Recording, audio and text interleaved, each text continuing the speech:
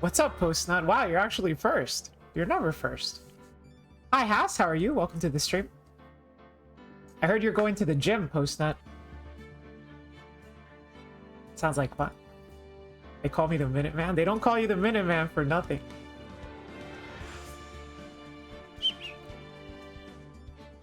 What's up, Jambi? Hello, Rug. Blurb is about to pass out, but she's here with us in spirit. Okay. Oh my God.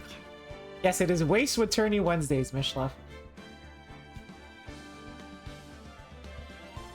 I see Rourke streaming. I come fast. Why, thank you, Postnut. I appreciate that. It's nice to know. It's nice to know I can always count on you to be a Minuteman. They call me the 10-second guy. The 10-second guy. Okay, that's insane. What's up, Fortron? ¿Cómo estás? Good evening, lovely lady. Can't wait to see the smile that you melt. Aw, thank you so much, Colt. I appreciate that. Rourke is only streaming to one person. Everyone out. I am not streaming to one person. What?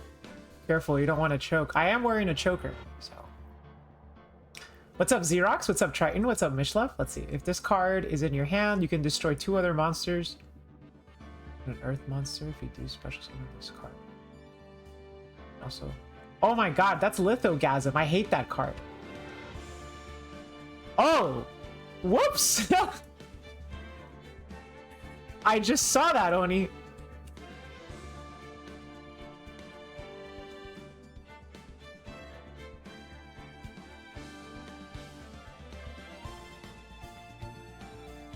Okay, nobody saw that. Nobody saw that. Nobody saw that. It's in the Discord server. Don't worry about it.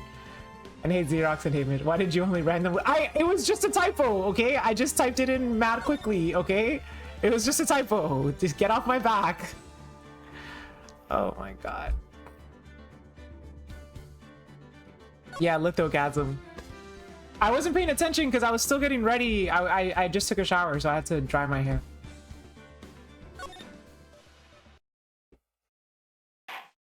I got my femboy t-shirt on today. It's one of my favorites. What's up, Eltonum? How are you? I was wondering why I only got 1 ping from the server. Wait, hold up. It wasn't me. I swear it wasn't me. Okay. I forgot that the previews don't give you time to pause. The evidence and testimony, the victim was alone in his table when he drank from that poisoned cup of coffee. No, you're wrong. I know what I saw. I saw. That doesn't look like a victim. That looks like a killer. Killers always wear beanies.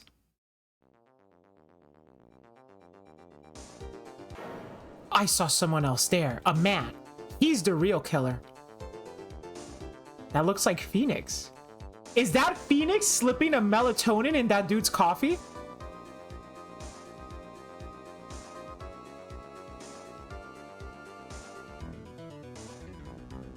Why won't anyone believe me? I'm replaying AA1 right now as we speak. Oh, that's crazy, Eltonum. Well, I'd say that pretty much wraps this case up, wouldn't you? Mr. Wright? This court finds the defendant guilty. What is venting up the coffee? This court is adjourned. What's going on? What kind of introduction is this? Oh, thanks, Elton, but I don't know how well it's working out, unfortunately. The one that I found that seemed promising isn't as promising anymore, unfortunately. But I mean, it is what it is. Hey, Prince Gremory, how are you? Welcome to the stream. Okay, January 6th. So this was the morning of the insurrection. Can I have the nitrous? Yeah, Blurby, you can have the nitrous. I'm in my bag now. It's okay.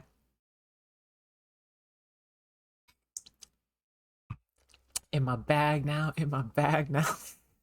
That song is so good.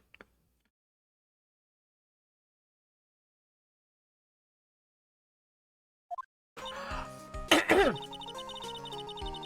can have the nitrous when you want it. Capitol Hill has fallen.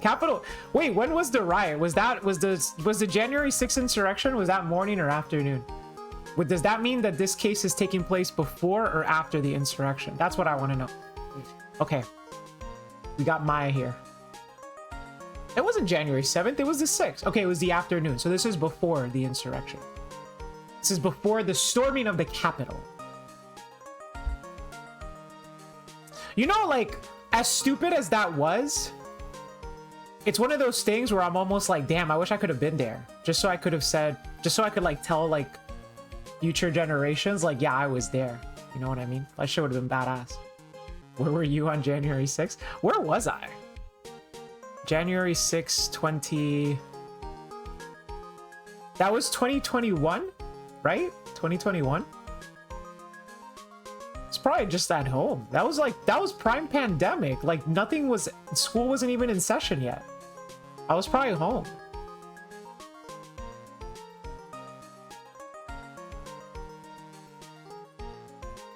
I was probably taking some online class, actually. Probably. Either that or I had the day off. I don't know. Are you excited for January 6th part 2? Oh my god, no, I'm not. The start of a new year always makes me feel like I can take on the whole world. Does anyone else get that feeling? I know it's a little too soon to be talking about like New Year's resolutions and stuff, but like I've always wondered those people that like when the new year rolls around and they feel like they have a sudden burst of energy. I never feel that way. I literally never feel that way. I don't go like, okay, it's January 1st, new year, new me. I'm gonna go to the gym. I'm gonna like discipline myself. I'm gonna do this. I'm gonna do that. I never feel that way. To me, like January 1st is just, it's just a day. It's self-destructive to have such lofty goals. That is true. It is better to have goals that are more measurable and achievable that way, because incremental achievement of goals is better for your like long-term success and your discipline. You feel the opposite, if anything, Xerox? You feel like you're discouraged? It's a day like any... Exactly. I feel like it's just a day like any other. Yeah, Has. Super fan. I bet it does, Maya. So, I've decided that our New Year's resolution will be Zvari, take on the world. What do you think? Sure. Whatever, Maya. But I think maybe you've had more than enough mistletoe cake. What the heck is mistletoe cake? Never. You've got to eat a lot of cake during New Year's. It's practically a tradition. Like, watching the fireworks on TV or playing a board game. Hey, pal! That's gotta be Gumshoe, right? Detective Gumshoe. Happy New Year, Detective. Yay. Likewise. Now listen up, right? I wanna... Here's to another fruitful year of lawyer-police cooperation. Yeah. Me too. Alright, pal, you've got some explaining to do. Have you got a holiday present for me, Detective? A what? Here, have this. It's really nothing much, but... Yay! Thanks! Do you lost under the mistletoe? Do you lost? I don't know if... Can you even get under a mistletoe cake? You can get under a mistletoe. You can't get under a mistletoe cake. You could eat a mistletoe cake. If you eat a mistletoe cake with someone else, are you supposed to kiss that person? I think that's the question you should be asking, Has. I usually feel nothing special around New Year's, but if I do, it's usually just depression. Yeah, that's what I feel every day.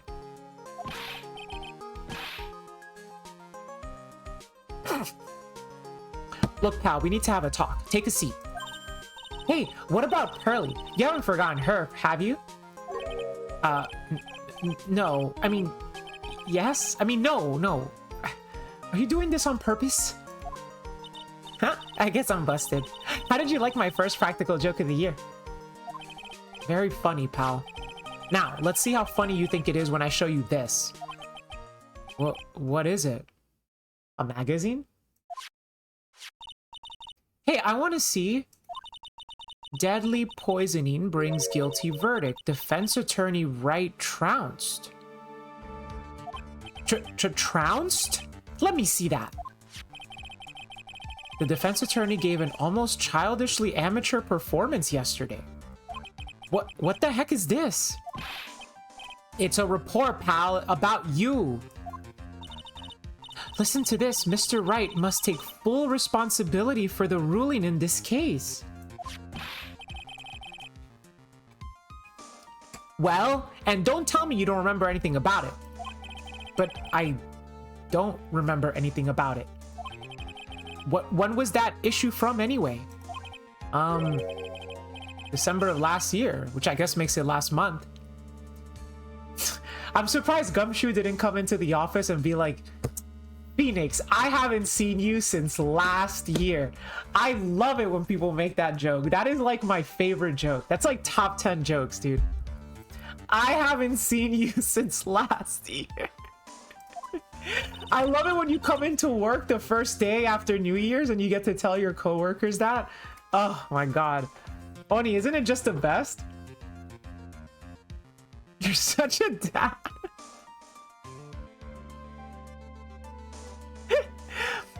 Which makes it old news, you mean? But I wasn't involved in a poisoning case in December. So, what do you think this is all about, Nick? Oh, if it wasn't you, pal, then that leaves only one possibility. No way. You don't mean...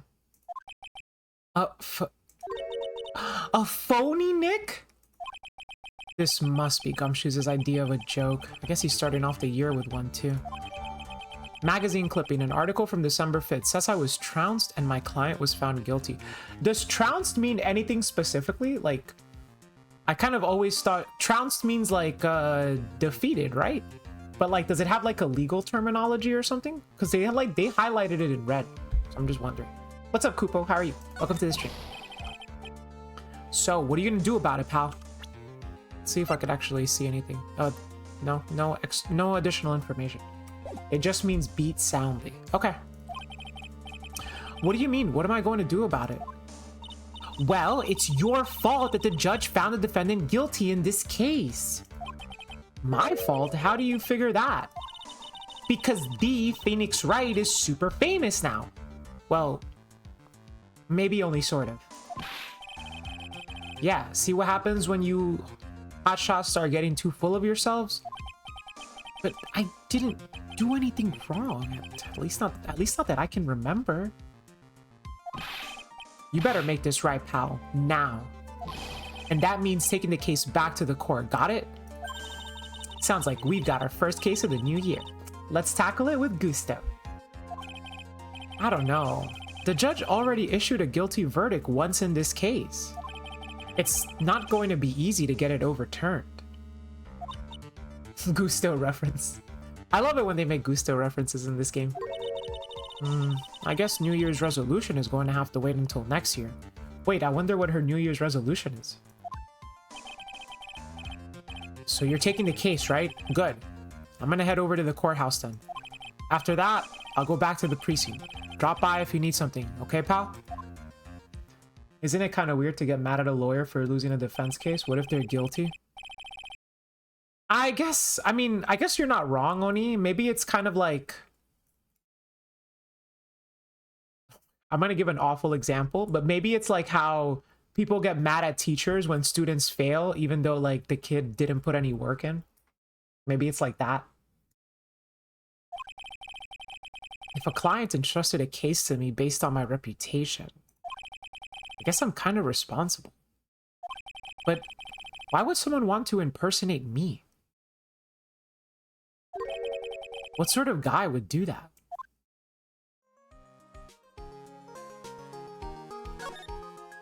Nick's name in Japanese is Naruhodo Ryuichi. Doesn't Naruhodo mean like I understand or something like that, or like oh I see, something like that? I think it's more of how easy he was defeated, so gossip. Oh, that makes sense. They're only guilty if their name is Spiral Double Helix. Did you just lose to Spiral Triton? Yeah, I get it, I understand, I see what you mean. Kind of like that, right? It's almost like a filler sentence, right? Like in English when we say, oh yeah, I feel you, you know, like that. Ryu means dragon. Yeah. I think we all know that one. And then Ichi is first, right? One. So what? Like first dragon? Really? That's his name? Okay. Or number one dragon? What to do? So what's our first motive? Or what's our first move? I guess we go down to the detention center and talk. Wait a second, Nick. This person's behind bars because of you. Whoever it is isn't going to be jumping at the chance to meet you, right? Hey, let's get one thing straight. It wasn't me. It was a fake me that did this. I wonder if he looks exactly like you. You're phony. Jing Yop, I mean. I hope not. Ugh. What kind of a name for an evil double is Xing Yop anyway? Oh, Nick, I've got it. If you're going to ask whether I've got a twin brother, the answer is no. Spoil sport. Did you notice Gumshoe was acting weirder than usual? Or was it just me? What do you mean? I mean, he was really worked up. Like a guy who's just found out he's going to be a dad or something. Yeah, I guess he was acting kind of strange. Maybe he realized he's got strong feelings for you, Nick. Considering how we interact, I seriously doubt that, Maya. Well, if he wasn't nervous because of you, then maybe it's because of our new guilty client? Okay. It's an anagram. I think is it an anagram for Phoenix, or I think it's just Phoenix backwards, which I guess if you take a word and you spell it backwards, it is an anagram. But I feel like there should be a more specific word for that, right? Because like anagram is when you jumble up the letters. So is there a specific word for when you take a word and you just spell it in reverse? Also, I want you to know that I will always hold forgetting Merly's effect against you every duel we fight in Tier Master Duelist for Merly. No, it's not Triton. Merly's sacrifice. The best way we can honor Merly's sacrifice is not by mourning her, but by relishing in the fact that she kept Kid Kalos legal for this long. That's the best thing we can do. She wouldn't want us to mourn her death.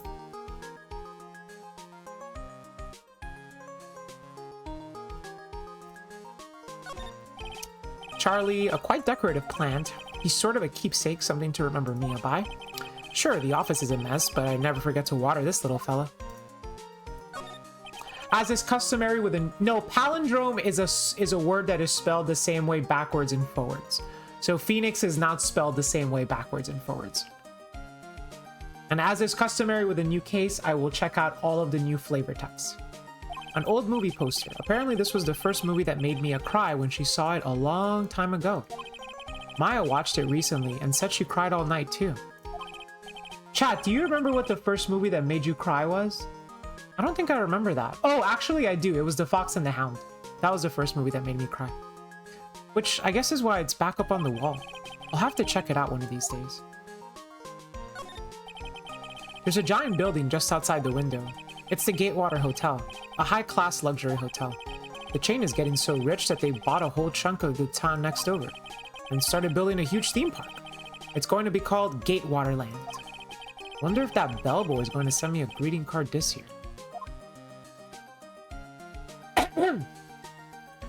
Cry in fear? I mean, yeah, sure, cry in fear also works. I meant more like cry in sadness, but sure, if you want to do cry in fear, that's fine. Train to Busan made... Actually, yeah. Train to Busan is pretty sad. But I feel like talking about the sad parts of Train to Busan is a bit of a spoiler, so... Difficult-looking legal books stand in a formidable row. They mock me. You know what the saddest part about Train to Busan is for me? I saw Train to Busan with someone who I was very close with. She was a very good friend to me. And we saw it together, like, over Discord. And I haven't spoken to her in, like, 4 years. Like, since the pandemic. I don't even know if she's alive. to be honest with you. And so that kind of makes me sad because she was a really good friend. So I hope she's doing okay. I checked out her Instagram and she hasn't made a post in as long as I haven't talked to her. I don't really have any way of reaching out to her aside from like Instagram and Discord, but she doesn't answer to either of them. So like she hasn't been online on Cord, doesn't answer her messages, and hasn't been online on Instagram either. I have no idea what happened to her. So, no. But that makes me sad. She was a really good friend. She was a really good friend. We were friends during like 2020, during the pandemic. So, yeah. Actually, I've neglected them for so long that they're covered in a layer of dust. I guess I should at least pretend to read them once in a while. It's my desk. I don't get to use it much, so it's still super neat and tidy from when Pearls cleaned it. Okay? Alright, I think that's all the flavor text we have. Alright, let's move out then, I guess. Maybe let's check out the detention center first. Maybe you can stalk mutuals on Instagram and see if you can find someone who knows her IRL. The only person who I would be able to, like, stalk her from is, like, her older sister. But it's not like it's not like me and her older sister ever, like, spoke too much, so it'd be weird. But, I mean, I guess I could send the older sister a message. I never really thought about that. This is so nerve-wracking, waiting to meet our new client. Phoenix is big on child labor. I wonder just what kind of person you tricked and got found guilty. Keep it down, Maya. That kind of talk could ruin me. Ah! How could you, Mr. Wright? How could you do it? Wait, I feel like we know her. She looks so familiar. And I swear to God, if you say some dumb thing like she looks like me, I'm gonna kill you. She looks so familiar. Wasn't she like... Isn't this the female police officer that changed jobs after the case because her boyfriend got arrested? Or her boyfriend got killed? Her boyfriend got killed. She looks just like you for... Shut up, Chiari. Yeah, didn't her boyfriend get killed? Oh my God. Her boyfriend got killed, and then she quit her job as a police officer to become a waitress? Okay. Oh my God. How could you, Mr. Wright? How could you do this to me? He put me in solitary. I haven't been able to stop crying. Aren't you... Yes, I am. I totally am, and I'm utterly let down. How's that galaxy gas? Dude, I want to try that so badly. No. Shit. Don't say anything. Don't say anything. You're... Are you... Don't pretend you don't know me. It's me, Maggie. Remember? Maggie Bird? Maggie Bird. Yeah. I remember that name. I'm currently geeking Galaxy. No way. Really, Molly? That's insane. Whis, get the nitrous. Maggie Bird. She's the policewoman I defended that one time. She was accused of murdering her lover. He was a cop too. I feel like if I was a police officer, I would never date a police officer. I actually don't think I would even date a police officer right now. Like, it wouldn't be a red flag, but it would be weird. I think it'd be weird. What are you doing here? Didn't I get you acquitted? Oh, sure. Very funny. After that fifth-rate defense job, you come in here and start making jokes. You better hurry up and tell her what happened, Nick.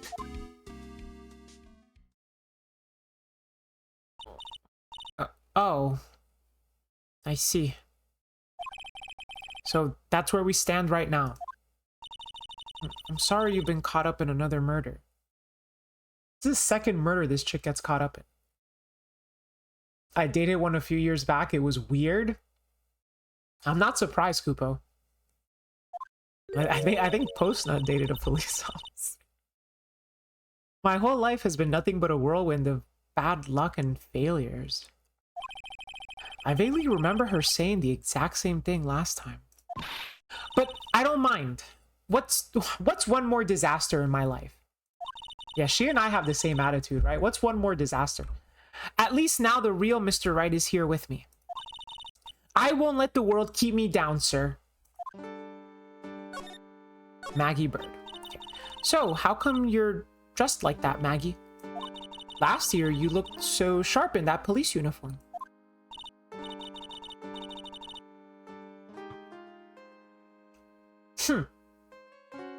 I was fired after that incident last year.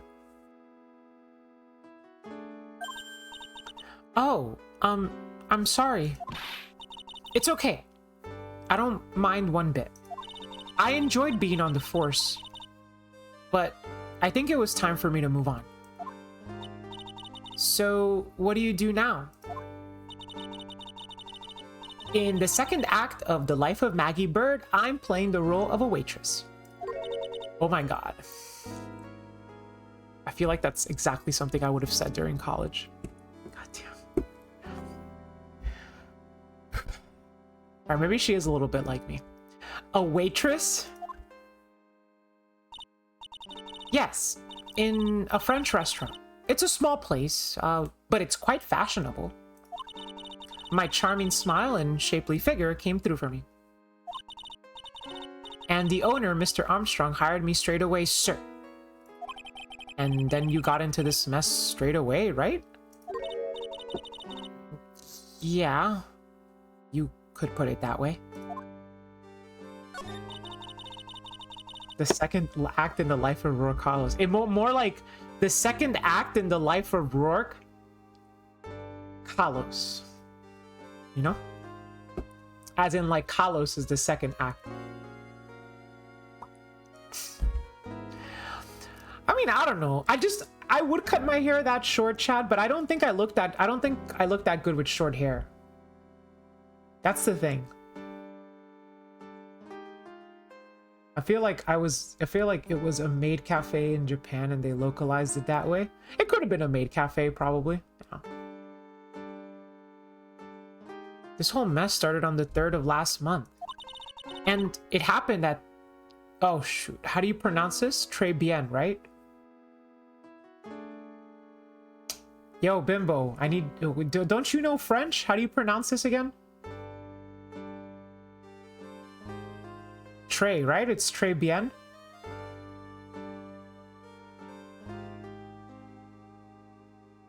Thanks, Mishlev. Real helpful there. Yeah. Yeah, thanks, Bimbo. Yeah, real helpful there. Yeah, très bien. Très bien. And you guys are asses, dude. Très bien? Yes, it's a restaurant where good service and a friendly smile are always included. Oh. Yo, he's got a scouter. Oh, shoot, Vegeta. Get the nitrous. There were 2 men at the table, both drinking coffee. Okay, okay. And then...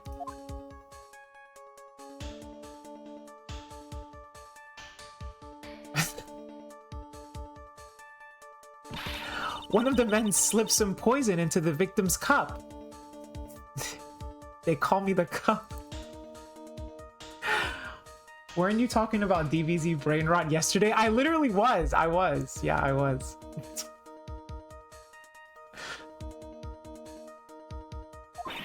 The victim took just 1 sip and was gasping for air. I was so shocked. I passed out. Hey, hold on there, Maggie. What? You keep calling the guy the victim. Didn't you know the guy who was killed?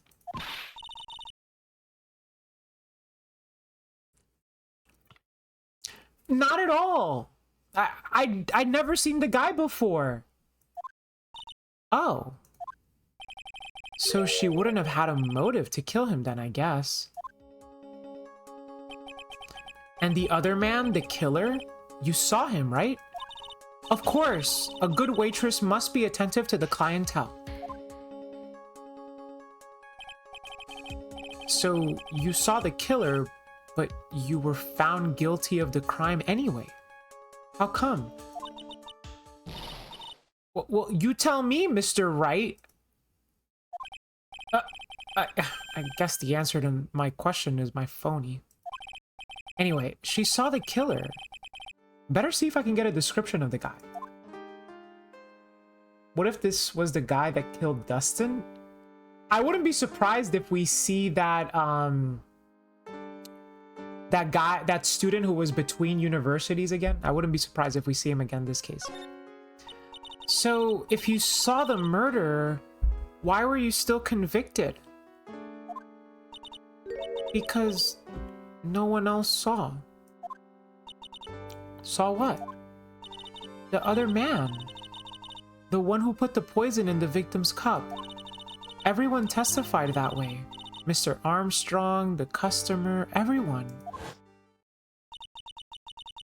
The victim was sitting alone at his table the whole time. But how's that possible? I don't know. But nobody, not one person would believe me, sir.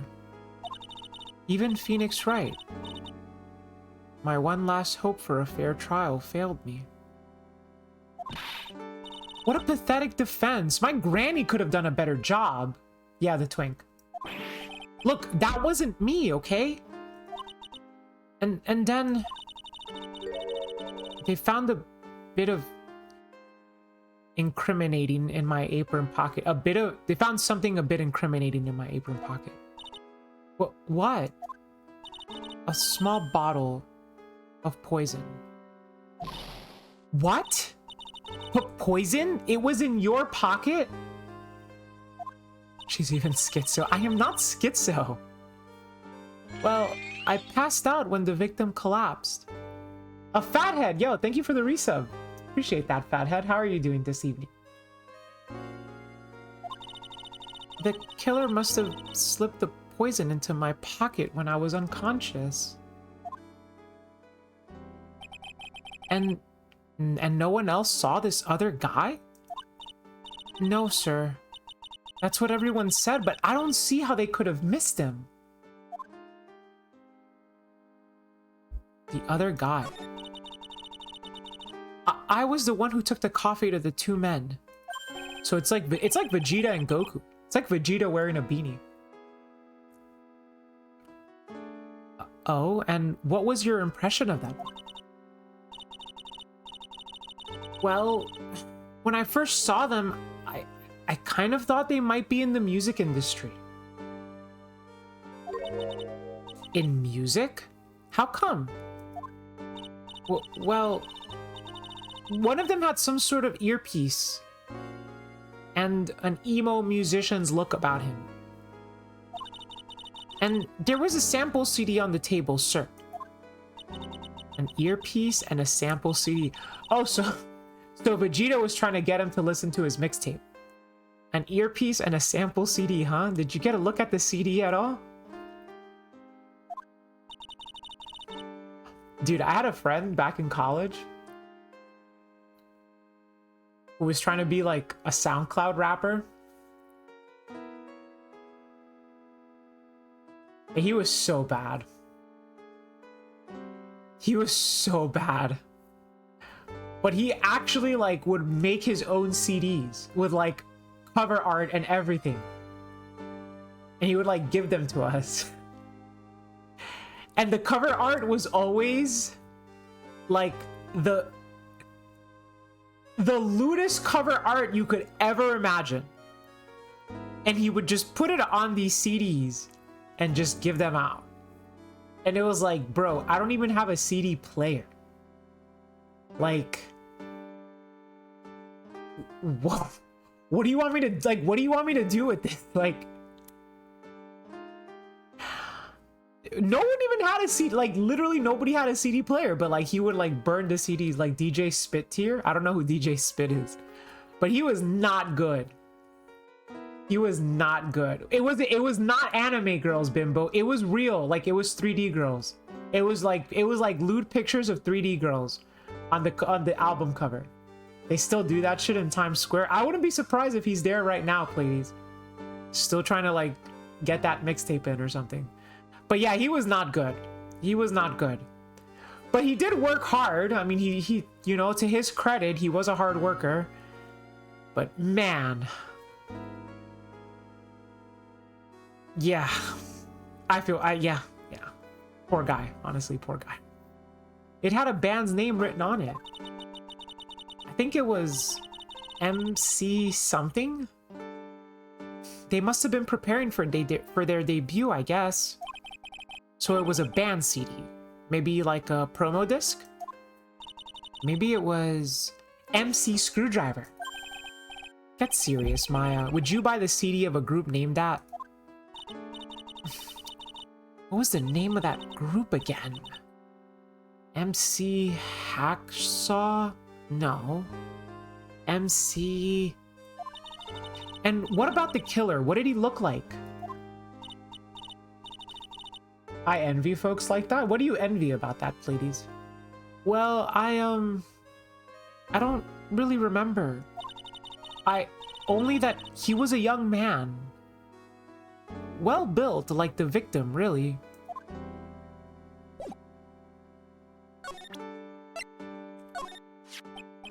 Oh, yeah, I need to ask you about this.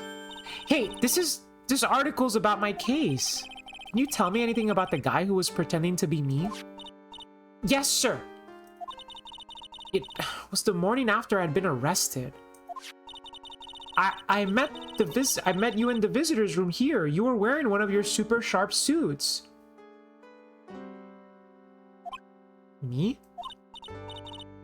Yes, you, Mr. Wright. Ugh. Hey, Maggie. Was my evil double I am there too? No, I don't remember if only you, Maya. Oh. It would have been so cool. Then you got really worked up and passionate. I'm gonna get you cleared of this crime, you said. Cleared of this crime? Hello? The blind confidence and work ethic. Oh, that's true. Yeah. Honestly, I do envy that, ladies. I do. Like blind confidence. I don't know how people are confident. I don't know how people are like confident in themselves. Like that's insane to me. What's it like to not have imposter syndrome? Like I cannot imagine that. Like for real. Like those people that just like think they're the shit. Like how? I can't fathom it. Like, I really can't. Yeah, no, you know what? I agree with you, ladies. I do envy that. Yeah. You should play that guy's music as your stream track. If I could find it. It's on SoundCloud. I'll see if I could find it one day. But I feel like that would be so messed up to him. I don't want to do that. Okay, I get the picture. But you've met me in person before. So... how come you didn't realize that guy wasn't the real me?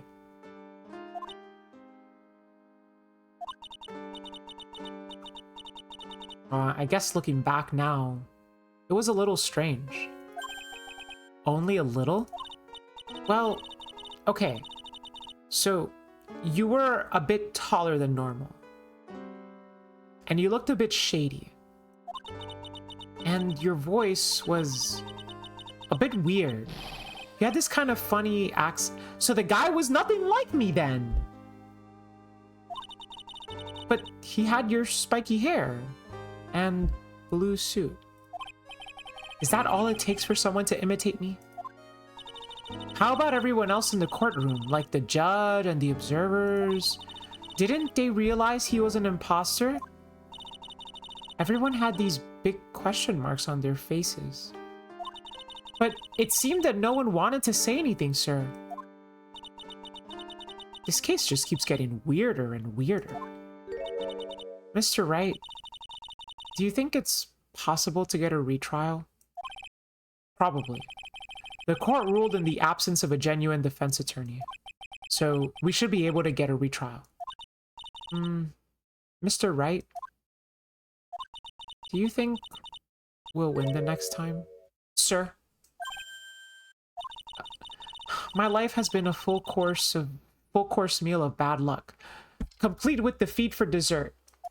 Since I was 6 months old when I fell from the 9th floor of my apartment building.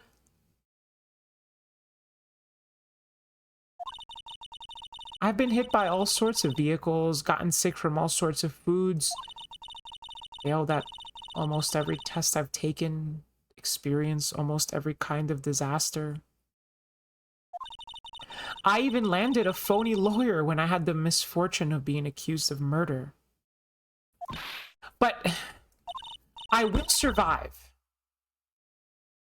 I was petrified. Because Maggie Bird always lives to fight another day. And one day I'll find it. Just you wait and see, sir.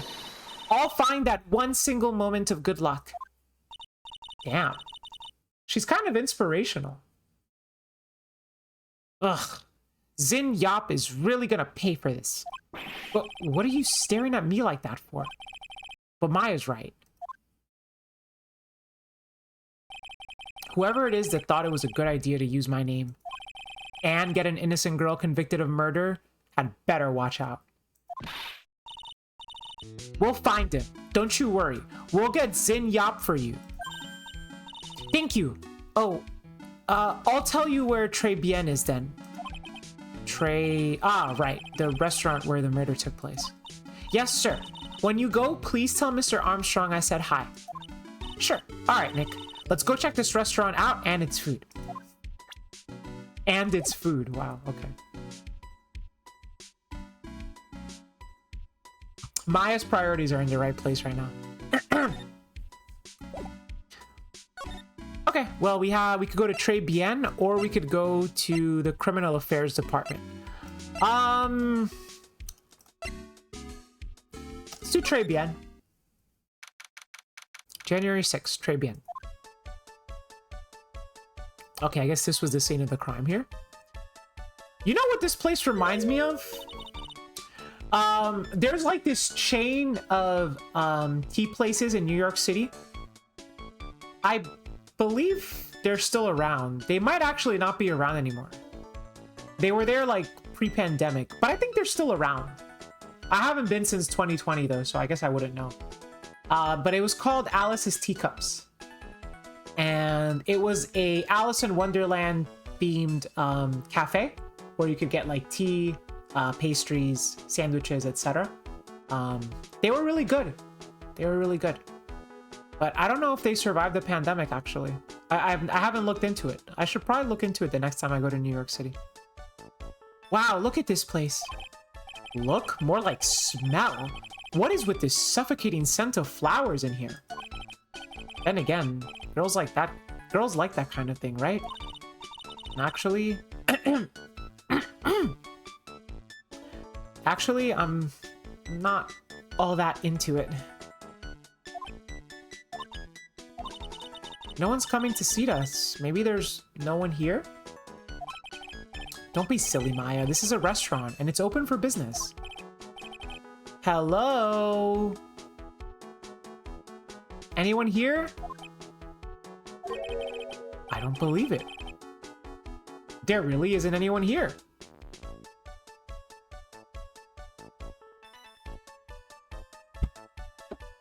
Hey, Abyss Dweller. Look what I found.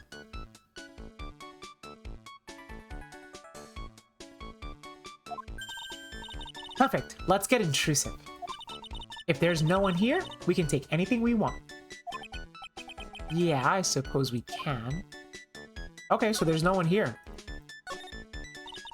It's a rack full of fashion magazines, and they're all in French. Why don't you try wearing something a bit more chic sometime, huh, Maya? Yeah, I guess I could. I'm always in my acolyte clothes, aren't I? It'd be fun to wear normal clothes every now and then. There's something stuffed behind the rack. Looks like a sports paper to me. Hey, and look at this! Someone scribbled a little doodle on the side of the pages. MC Bomber. And 1, 2, 3, 4, 5 zeros. $100,000 maybe? I wonder what MC Bomber is supposed to be. This paper. It's from December 3rd. This paper is from the day of the poisoning. What? Sports paper from December 3rd, the day of the incident, found at Très Bien. A paper from the day of the murder. This has got to be a clue. I should see if I can find out some more about this paper. Okay. Who doesn't like flowers? Now, if it was a samurai restaurant... A samurai restaurant? What do you mean? Don't steal from the Q restaurant. I'm already almost done with case 3 of AA1. Yo, let's go, Eldam. I'm speedrunning because I still remember everything. Okay, it makes sense. Oh, the Steel Samurai. The Steel Samurai, yes.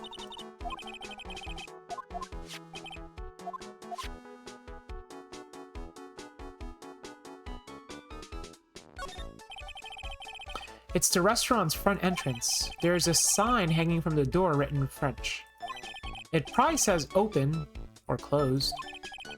It must be one or the other, but I don't know which since I don't know jock about French. I don't know jock about French. That's a great line. Yo, whoever wrote that on the localization team was spitting. Oh my god, that's so good. Look at all the little trinkets tucked away in here. I bet Mr. Armstrong collected all these personally. Let's see, a bouquet of flowers, some potpourri, and look, fine bone china cups. I never knew you were so cultured. Come on, Maya. This is common knowledge. Any Joe Schmo knows this much. Look, it's one of those magical boxes that spits out money.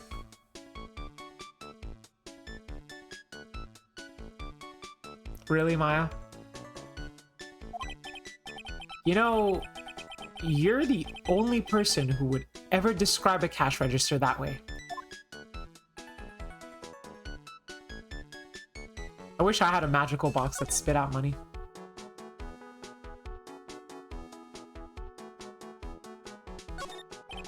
This table is set nicely. It just needs a customer.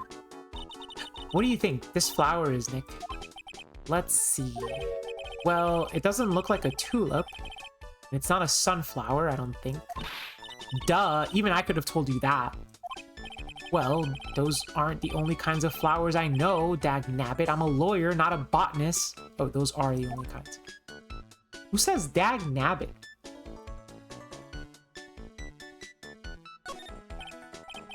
Wow, it's a beautiful winter wonderland out there. Really? Oh, cool. I love snow. Let me see. Huh? It's not white. It's not even snowing. Gotcha. I was only kidding, Maya.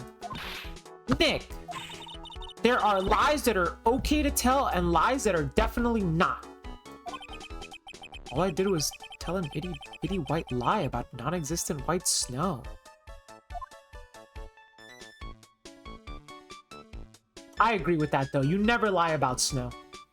They have those everywhere, though. Wasn't there a bug with Chase ATMs that let you deposit bunk checks? No, it wasn't a bug. It was check fraud.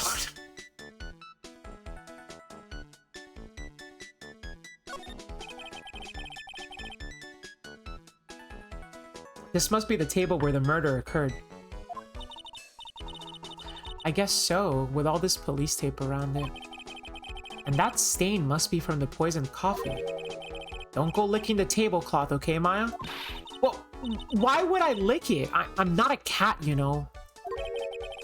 Then why can I picture you doing exactly that? No new information? Okay, so we picked up the newspaper. This restaurant has partitions that separate the tables. When you're seated at a table, you can only see the tables to your right or your left. I think that's relevant, right? Because that means that anybody that was sitting... Like, for example, the murder took place on this table, but if you had a seat on this other table next to it, you would not see the two people. You wouldn't see the person who got murdered or the person that slipped the melatonin in the coffee.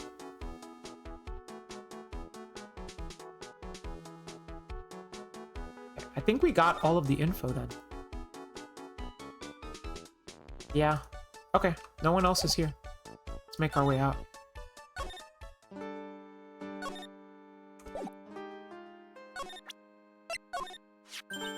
Oh, a sports paper. Let's see. Did Guts and Braun manage to defend his heavyweight title? Sorry, Maggie. That paper is actually a month old. It's from the day of the murder. And Gutson was knocked out yesterday, I'm afraid. Oh no. I found this paper in the magazine rack at Tres Bien. Really? That's strange. Tres Bien doesn't get newspapers. Mr. Armstrong says he's not really fond of them. Then maybe one of the customers left it behind? Anyway, what I want you to take a look at is this scribble here. That's it! Sir! MC Bomber! That was the name that was written on the CD. Just as I thought. I guess it wasn't MC Screwdriver after all. So that $100,000 must be a down payment for a record deal, right?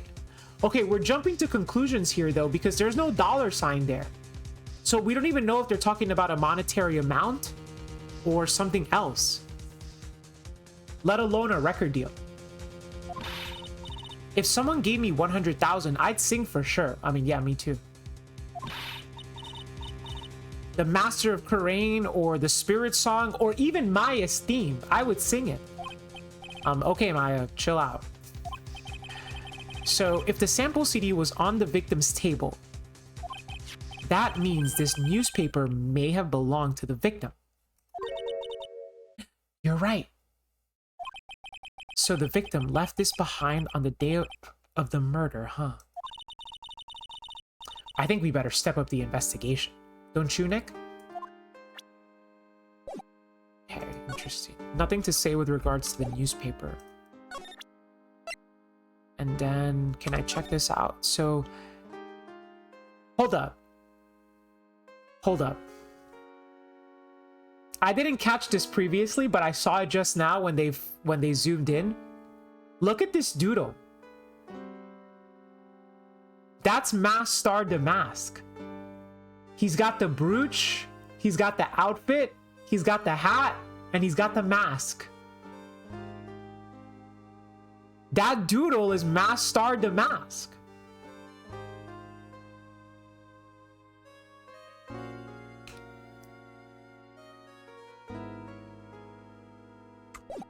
Interesting. Phantom of the Opera, I mean, I guess. Maybe, but with the brooch? I don't think so. Alright, let's go to criminal affairs, but before I go over to criminal affairs, I have to tinkle real quick. So I'll be right back.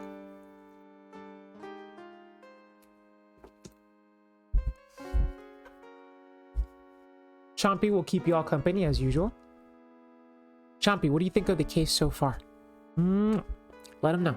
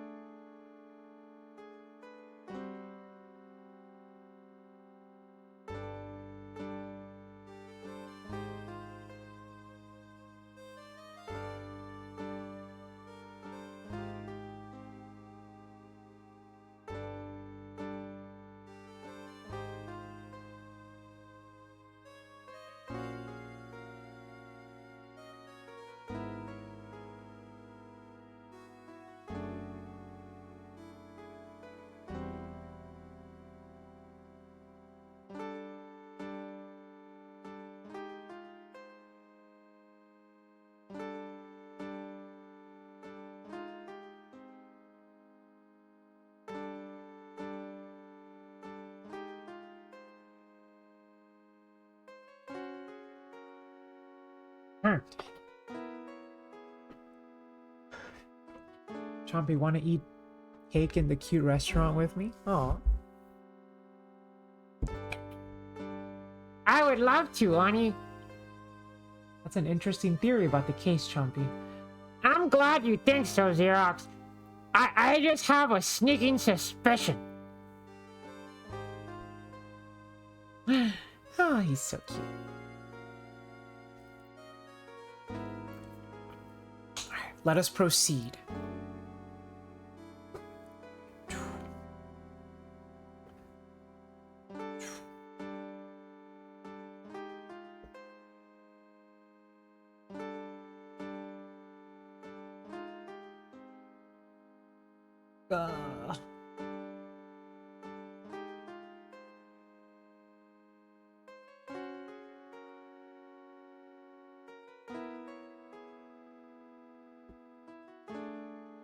Okay, criminal affairs.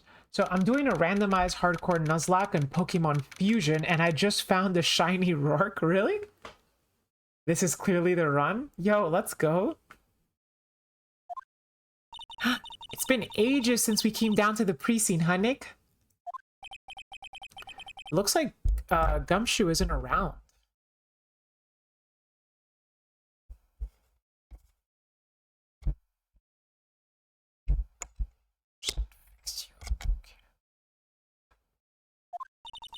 He's got it so easy, leaving everyone to do all the work. No, he's out there somewhere. My bet is on the courthouse. He's probably trying to arrange the retrial of this case. Guess that means we should go to the detention center and chat with our killer, huh? After being convicted without a fair trial, I'm not sure killer is the right label. Okay, so they expected us to do this beforehand. Also, this is really cute. Hey, that's the police mascot, isn't it? It's so cute. That's the blue badger, and now there's a pink badger. That's the blue badger. It was my idea. I made it, and now it's the national symbol of the police force. So what's with the pink one? It's new, right? She's not an it, Nick. She's a she. Right, Chief? Excuse me. Its pronouns are she, her. Yep, meet the pink badger. So one's called blue and the other one's called pink. But they're both called badger? You got it. They're married. Mr. and Mrs. Badger seem to be cuffed together, Chief. You got it. That's marriage for you. Honestly, I mean, it's gonna be common knowledge to all of my Hispanic viewers, but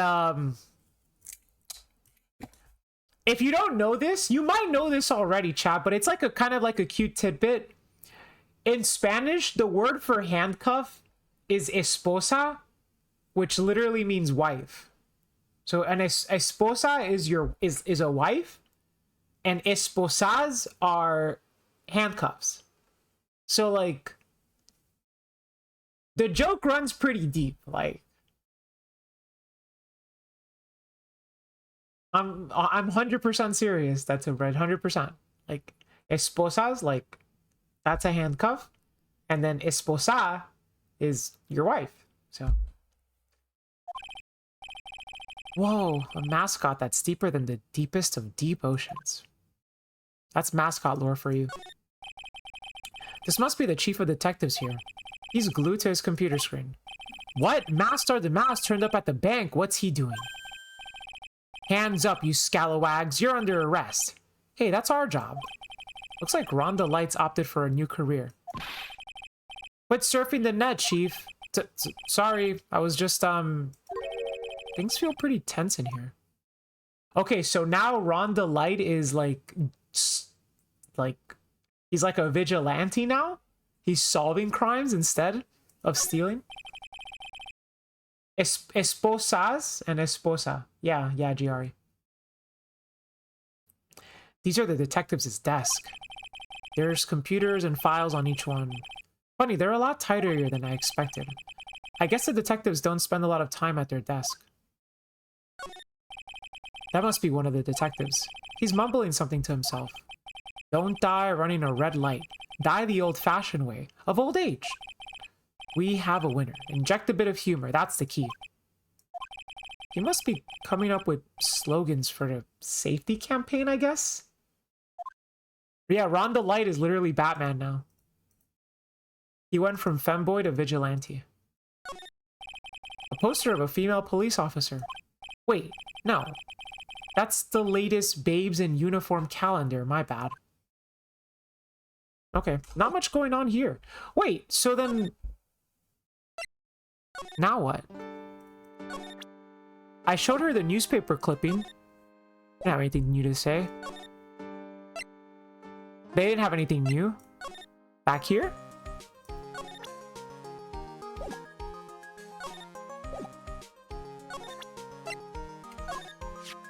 I can't believe you got an impersonator. I can't either. Aw, but look on the bright side. Only famous stars have people impersonating them.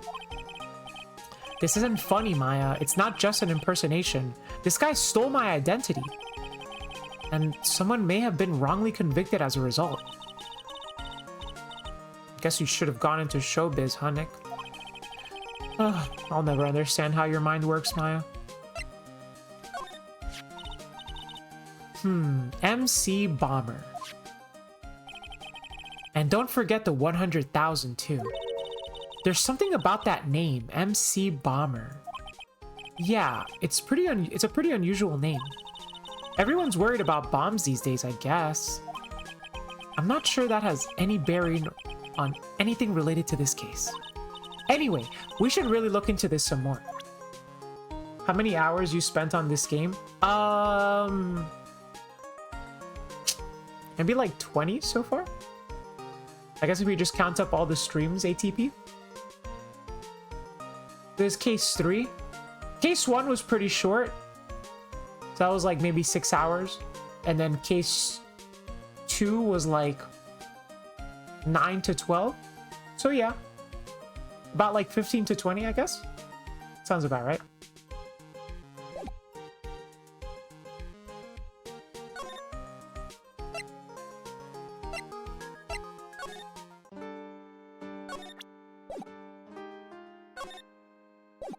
She has nothing new to say.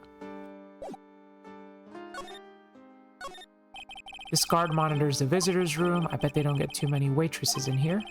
It looks like he's getting a bit restless. Smile, you're on candid camera. Nothing new. No, whoops.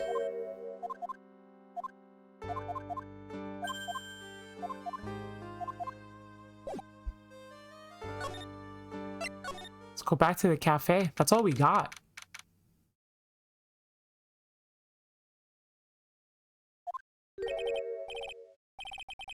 Ooh la la, bonjour. Welcome to La Très Bien.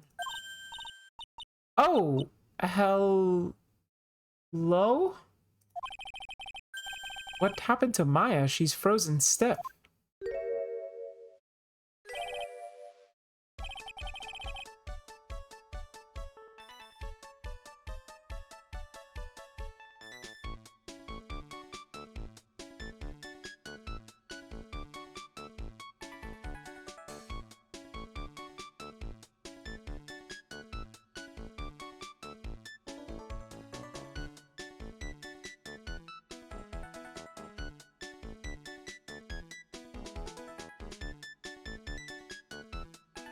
That's the owner?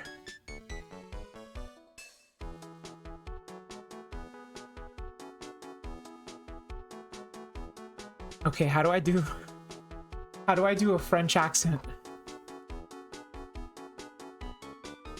Bonjour. Bienvenue, welcome to my petite restaurant. No, that does not, like, how do I, oh my god.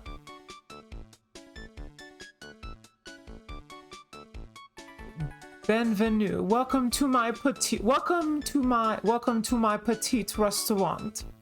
No. Is that okay?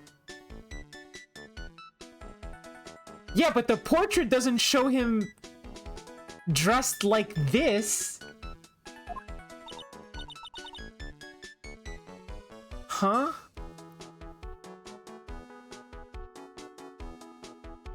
B Avenue?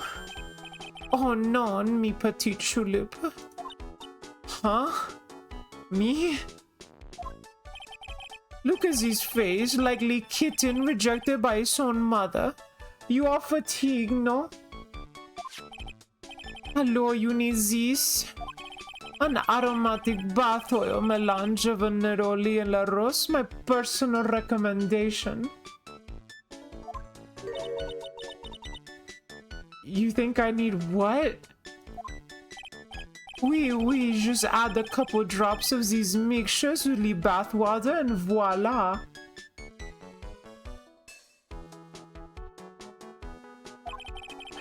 This will soothe your body and your mind. It's simply fantastic. Really? And for le mesure. Oh, who, me? Look at that face, likely puppy rejected by life itself. You are fatigued, no? For you, monsieur, I recommend this. Oil of bergamot and maybe a hint of wee-wee. I will add le peppermint and le clary sage for a fragrance exceptional. Such invigorating recipe will bring your delicious beauty, monsieur.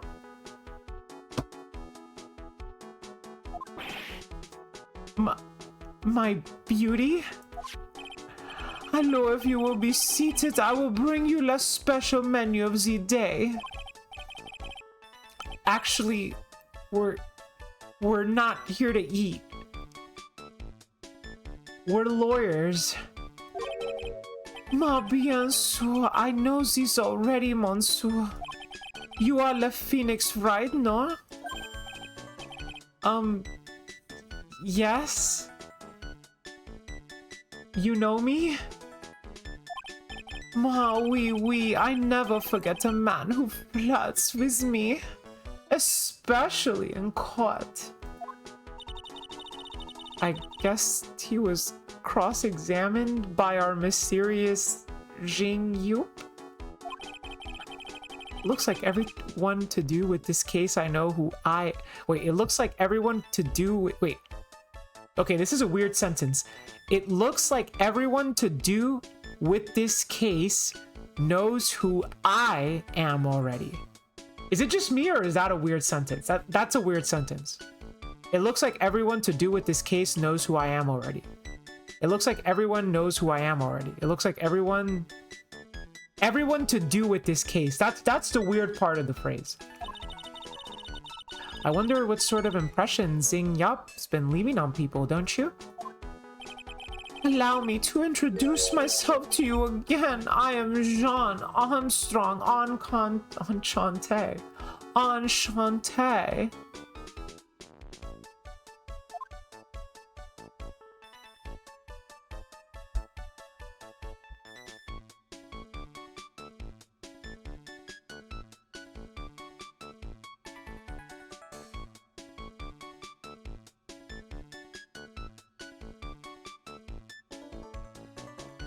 Why is he like this? He's like... Like, what the fuck? Bro, looks like he could be in the Armstrong family. What, like the cyclist?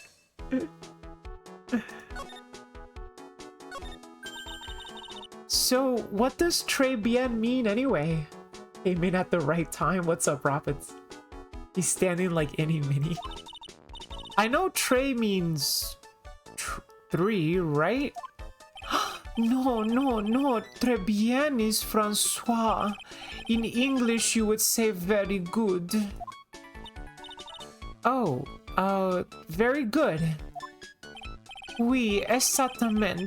L'atmosphère est très bien and la cuisine is très bien. If the food's so good, why aren't there any customers in here?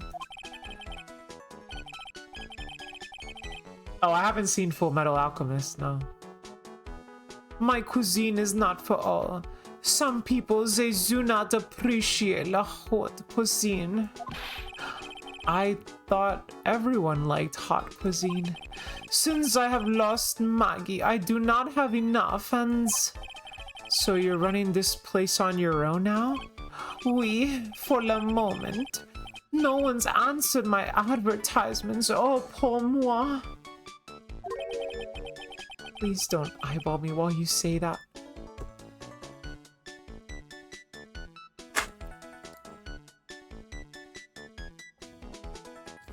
Why is he like this? I'm just gonna start assuming that all French people are like this. I am the chef. I am the manager. I am also the trained aromatherapist. A roaming what? A practitioner of the aromatherapy, the art of soothing the soul with the delicate flower aromas. Delicate? The smell coming from that bottle earlier was anything but.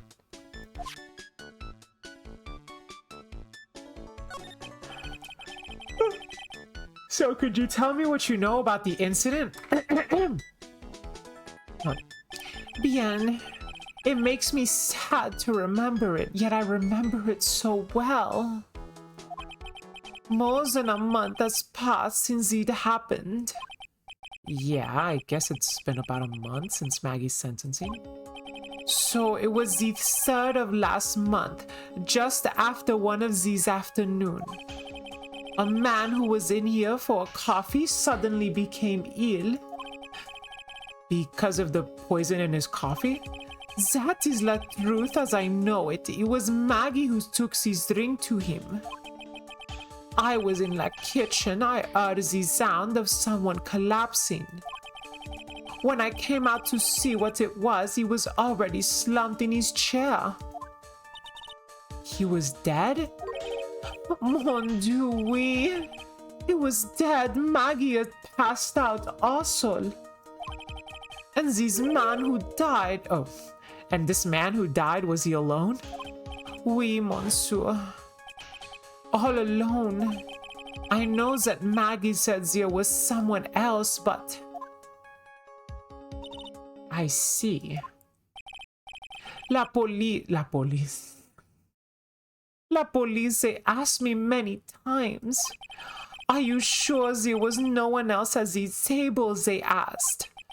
But I am not the only one. La old man they came says the same thing. Old man? What old man? Yo, this dude's voice is hard, man. So who is this old man that you mentioned? At the time of La murder, there was another customer in here. What? Someone else saw it? Ma, oui, as usual, he came alone that day. At the time of La murder, it was here. He saw it too. But he said the same thing, that there's no one else at the victim's table. But Maggie swears there was 2 people. Mademoiselle, le lawyer, he could not prove the one. About the lawyer. That was... me? I suppose? Ma bien sûr.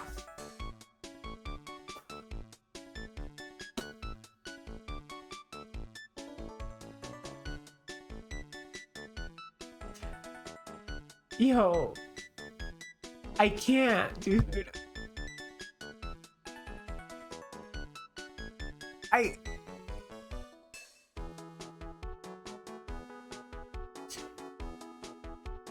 Oh my god.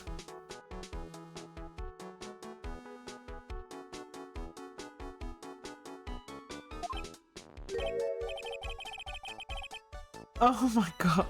Wow, he's the first person who said it wasn't me. Don't kid yourself, Nick. Now who's the one making stuff up?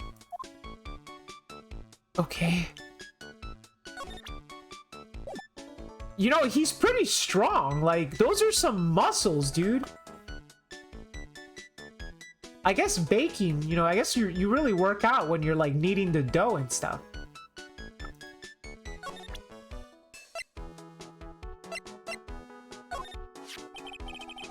I am not the lawyer myself. I do not wish to speak out of turn. But your defense in court that day was a little, how you say, lacking, perhaps. Ugh. Even a Frenchman who cannot speak any English could have done a better job. You were very cool though, oui. So handsome. Wow, I wonder how bad the defense could have been. Every time you opened your mouth, the old courtroom stirred.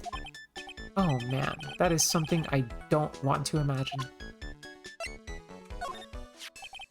We found this sports paper in the magazine rack here. One of my customers must have left it behind.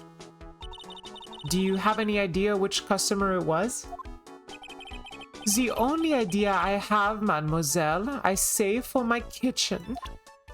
Okay, fair enough. Okay, so nothing new from you. Okay. Très Bien's owner and chef. He's 39. A witness in the case who is also into aromatherapy. Oh, so you met the owner, Mr. Armstrong. He's, how can I put this? Pretty unique. Huh? He has a really intense aura as a chef and as a person. Yeah.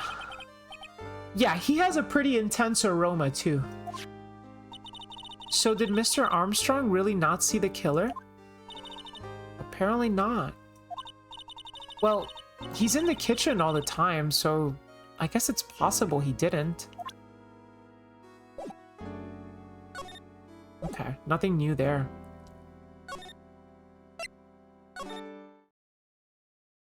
Nothing new here either? And then nothing new here either?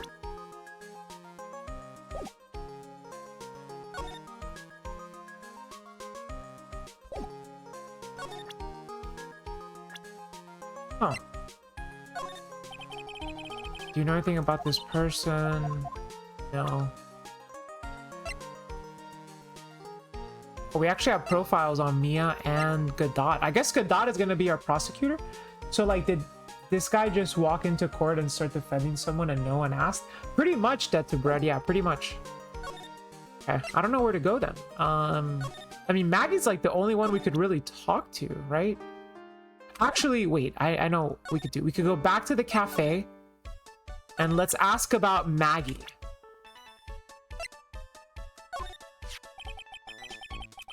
Maggie was a policewoman once, n'est-ce pas? Yes, but she had to quit for, reasons beyond her control. Oui. She was la suspect in the murder investigation, no? Oh, you know about that. That is why I gave her la perfume for la happiness. Happiness perfume? Oui, blended from bergamot like I have given to you before.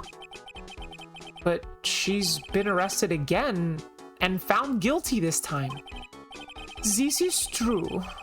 Her natural aroma of unhappiness must have been very strong. Just admit it, your perfume doesn't work. I am not surprised she was the prime suspect. After something like that took place before my very eyes. Something like what? What's this guy talking about? Does this mean Maggie did have a motive? We've got to ask this guy for more info. Stat. Okay, so we do get more dialogue here. Maggie's motive. When Maggie took the coffee to the other victim, did anything happen? Oh, oui. I suppose you could say so. So what happened? No, it was nothing. Look, Maggie says she didn't even know the guy. But she's still being indicted for murder. The prosecution must have come up with some kind of motive. It is true. If there was anything at all between Maggie and the victim, it could be relevant. So please, tell us anything you know. There we go. 3 Cyclops? Okay. No way. What are we gonna do, Nick? We'll just have to what the? What's wrong? The Magatama. It's gone. Huh? I had it in my pocket. It's vanished into thin air. You know, I noticed that it wasn't in our inventory anymore recently, but I figured it was just a gameplay consideration. What? But I could see the Cyclops. Maybe that means the Magatama's nearby? Mr. Armstrong? Can I just confirm something with you again? The table where the victim was sitting, was anyone else sitting there? That is a question you will have to ask. You would have to ask him yourself. Huh? Him? The old man spends all of his time in Zanzlas Park. Oh, a park. Well, what park's that? Behind the restaurant is called Vitamin Square. Thank you. Je vous en prie, my dear.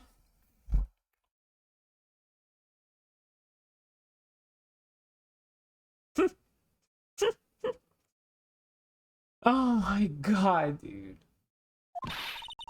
Let's go check out this Vitamin Square right now, Nick.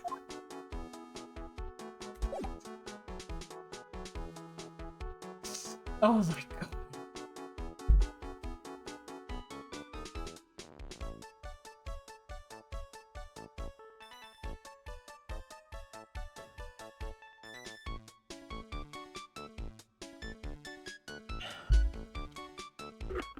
Of those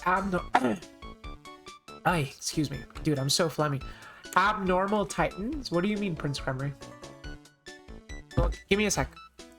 I have the ceiling fan on, but I'm getting a little chilly, so I'm gonna turn it off. Which is weird because... So, it's like unseasonably warm where I live right now.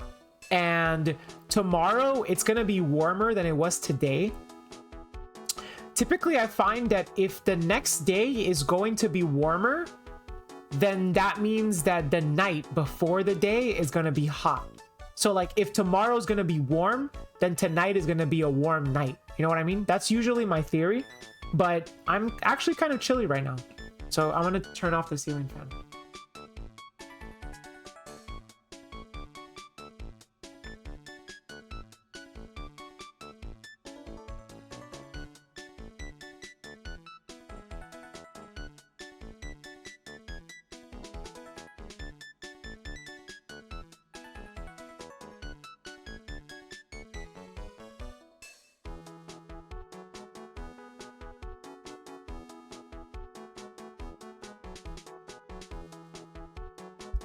Sometimes I get the intrusive thought of sticking my finger into the ceiling fan. You guys ever get that intrusive thought? That's like my favorite. It's like top 3 intrusive thoughts. Or like a spinning fan, like a rotary fan.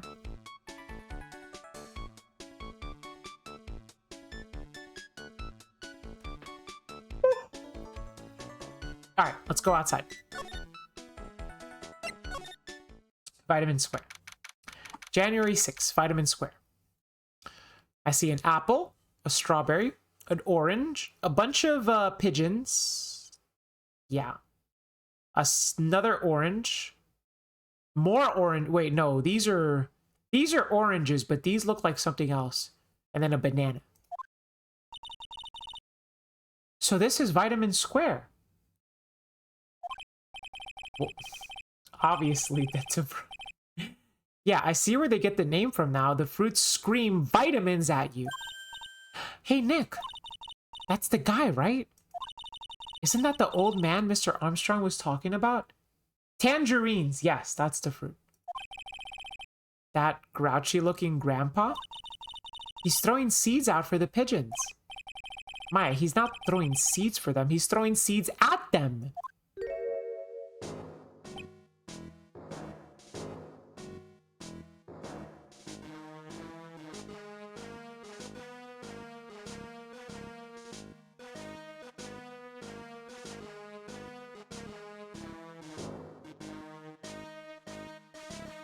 I love Tangerines, and also Tangerine is one of my favorite Led Zeppelin songs. Ugh, my grumpiness threat level has just been raised to red.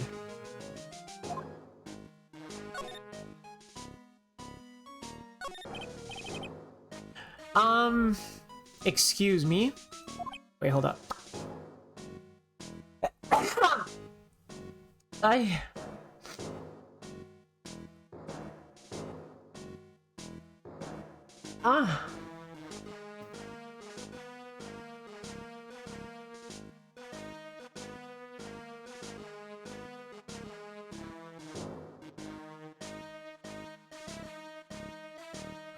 Okay.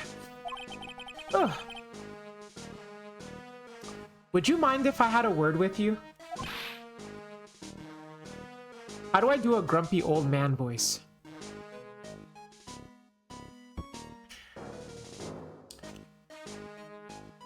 Yes? I just want to ask you a couple questions. What's the matter with you? Can't you see I'm busy? So you don't like my seeds, eh, pigeons? He's really chucking those seeds at them.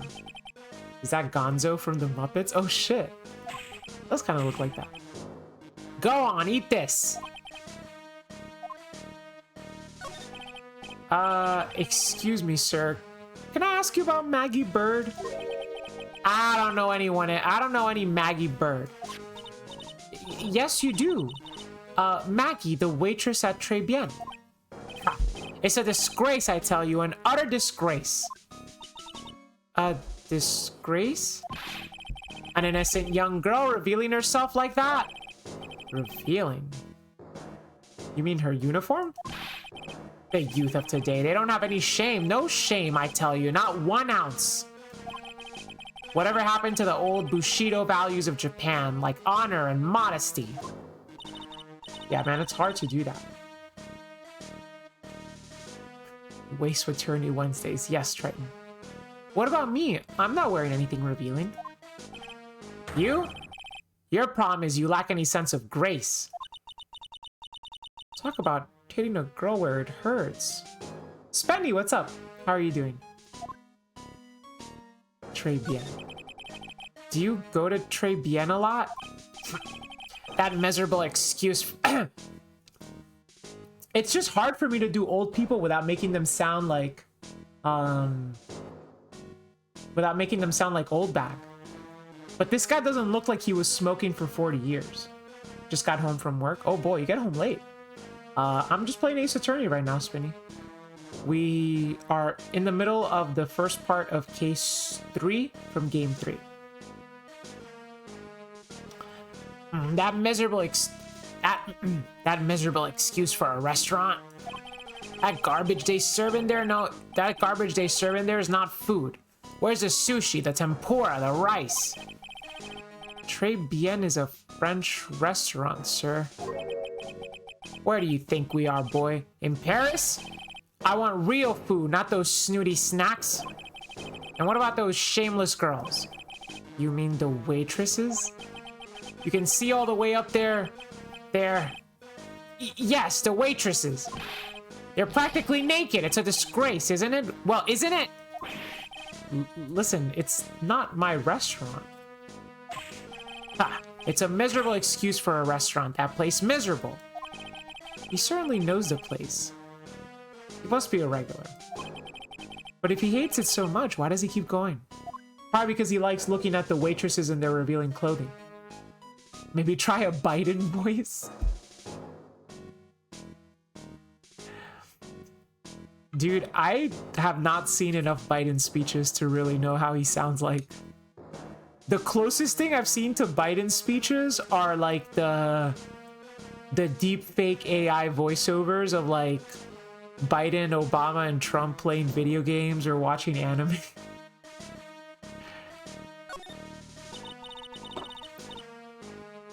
Are you a regular at the restaurant, sir?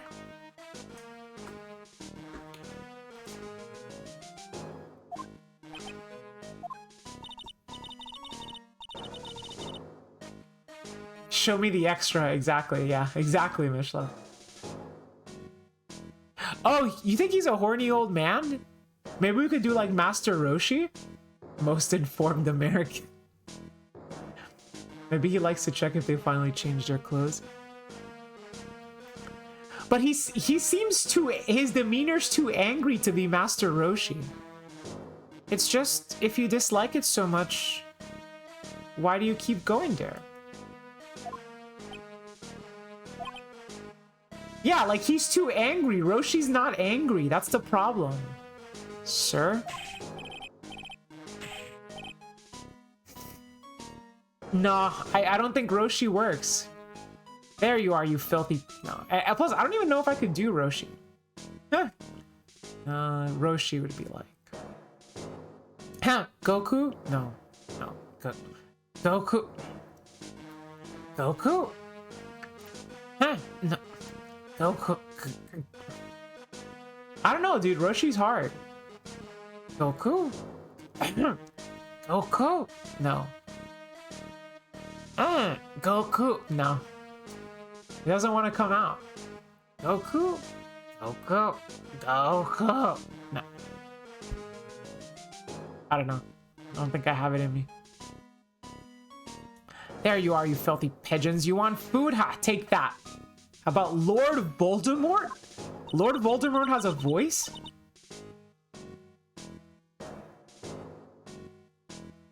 I don't think I've ever seen the Harry Potter movies that have Voldemort in them.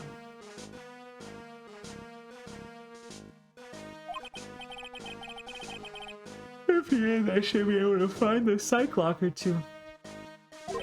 Like, I don't even know how Voldemort sounds like, straight up. Grandpa Simpson? Oh, Grandpa Simpson could work.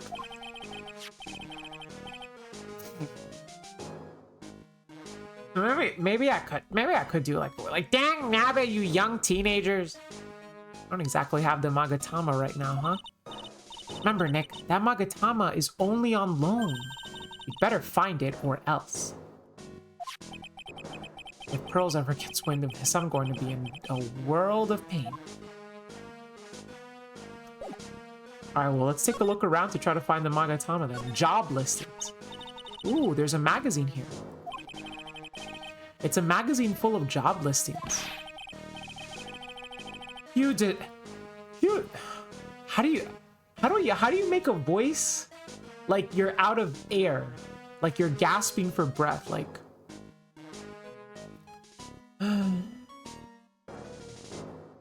You disgusting rogue picking up so... You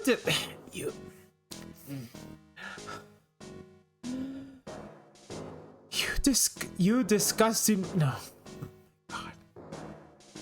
Because, like, I feel like that's how old people sound. You disgusting rogue picking up something else... No. Oh, man, I don't know. I almost had it. That's hard, dude. Threw away? Did you throw this away? Are you looking for a job? That's none of your... That's... Oh my God.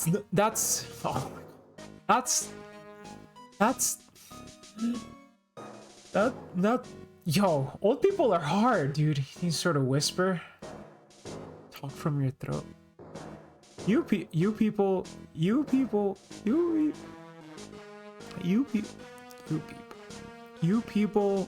that's none of your business. That's none of your business. That's none of your business. That's none of you. Okay, that's how you talk, like you're gasping for breath. Yes. Okay. Sorry, I guess I'll take the magazine with me then. I don't want anyone else. I don't want anyone else having it. Give it back. No, that sounds too young. Too bad. Now that you want it so bad, I don't want to give it up. Job listings picked up from a bench in Vitamin Square, thrown away by the old man. Hey, that's mine. No. Oh, that's so hard. That's so hard, dude. That's so hard.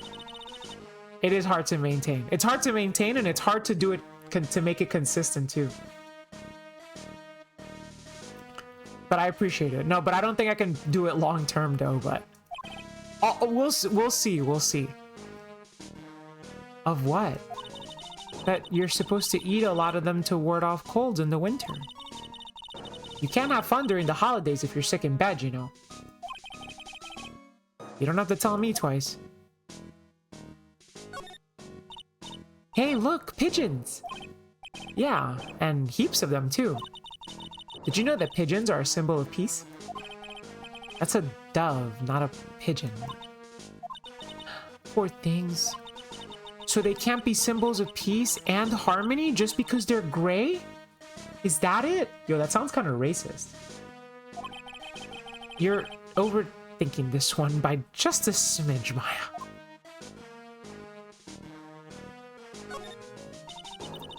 This place is so fruity. You can't just say that. That's not a bad thing. Besides, I love apples. They're among my favorite. Then that apple slide is perfect for you.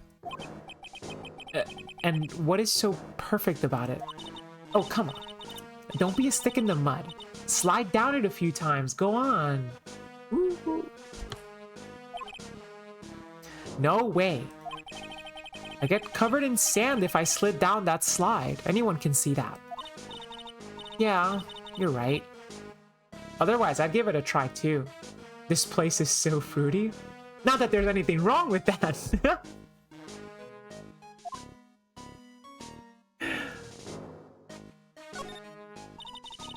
I used to love sandboxes like you wouldn't believe. Really? You? Sure. Finding iron fillings in the sand with a magnet was my favorite thing to do. Iron fillings? Wow, that's too exciting for words. It was my ambition to collect every single shred of iron in the sandbox.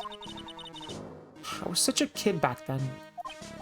So, did you manage to get all the iron? No, I never did. I think I came close though. Come to think of it, I still have all the iron fillings I found way back then.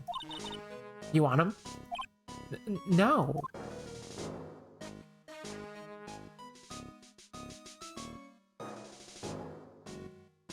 I think we covered everything here.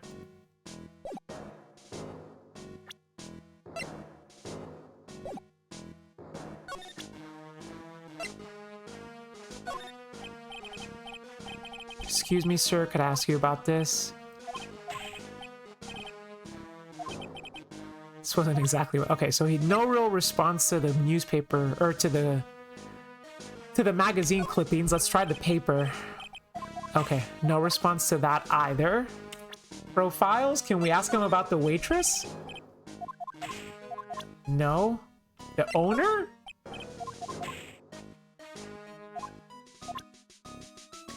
He doesn't have any information for us. Please play Dragoon Master Magia deck. I don't think that's gonna happen, James Jimmy, unfortunately. I can't say I have too much of an interest in Dark Magician or Blue Eyes decks.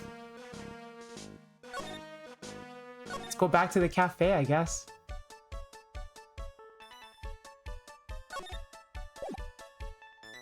Wait, we never got back to Magatama. Oh. Mademoiselle. Yes? You looking for a job? What? No, I was just... Let me see. Your style is un peu different, but you have a good face. different? Felicitations, you have passed. I will hire you. Bien, come with me. I will teach you everything I know. Nick, help. I don't know whether to laugh or feel bad for Maya. Maybe I should do both? Wait, he really left. Holy shit. Yo, he's actually gone.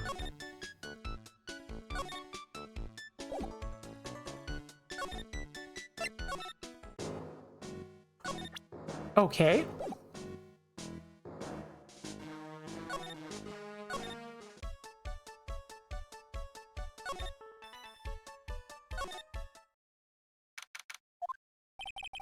It looks like they have Maggie in questioning. I guess I've asked her pretty much everything. I'll come back if there's anything else I need to ask her later. Okay?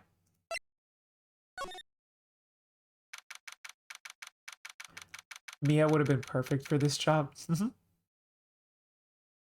We just let her get hired. Well, pal, have you found the evidence yet? The one that's gonna find her innocent? No, not yet. We've only just started our investigation. Well, whatever you need to know, I'll give you the dirt on it. I'm putting off all my other cases for now, pal. Gumshoe's really fired up about this. Oh yeah, one more thing. The retrial's been approved. Court's sitting at 10 a.m. tomorrow. And that's gonna be the prosecutor. Oh, him. Now listen up, pal. If Maggie's found guilty again, yes. Look, I'll make sure you get locked up for good. Got it? Yo, he's really defensive of Maggie. So the guilty party was Maggie Bird, huh? Yeah. Back when she was on the police force, you were her mentor when she was a rookie, right? Oh, that's why he's so defensive of her. Yeah, I kept a close eye on her. I mean, not too close, you know?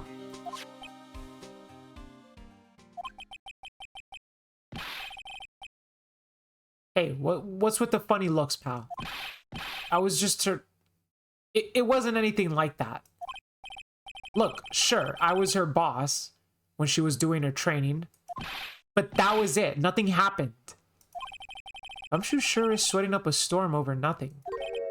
Yo, I think he likes her. Ah, so that's it. Our big old Gumshoe has a little crush on old Maggie. I mean, could you blame him? She's cute. Look, I don't like her or anything. I was... Ugh.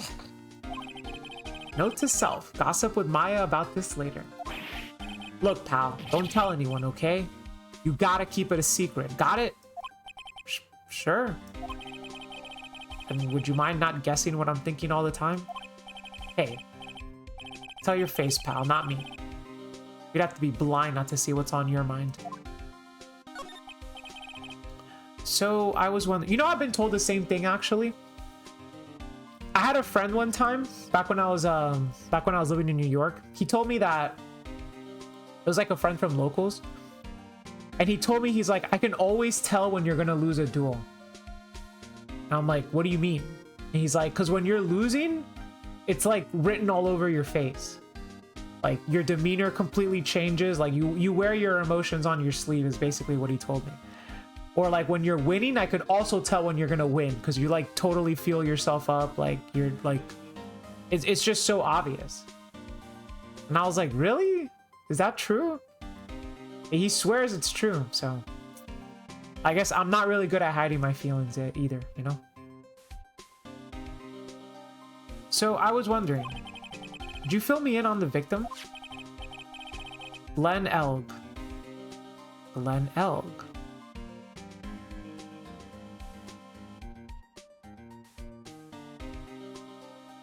Notice something? That's a palindrome. So Glen Elg is Glen Elg spelled backwards. But what's interesting about this is the name that Maya gave the phony Nick is Phoenix backwards. Except Phoenix is not a palindrome, obviously. But the point is that in the same trial that Maya assigns Phoenix's doppelganger, Phoenix's name backwards, we also meet somebody whose name is a palindrome.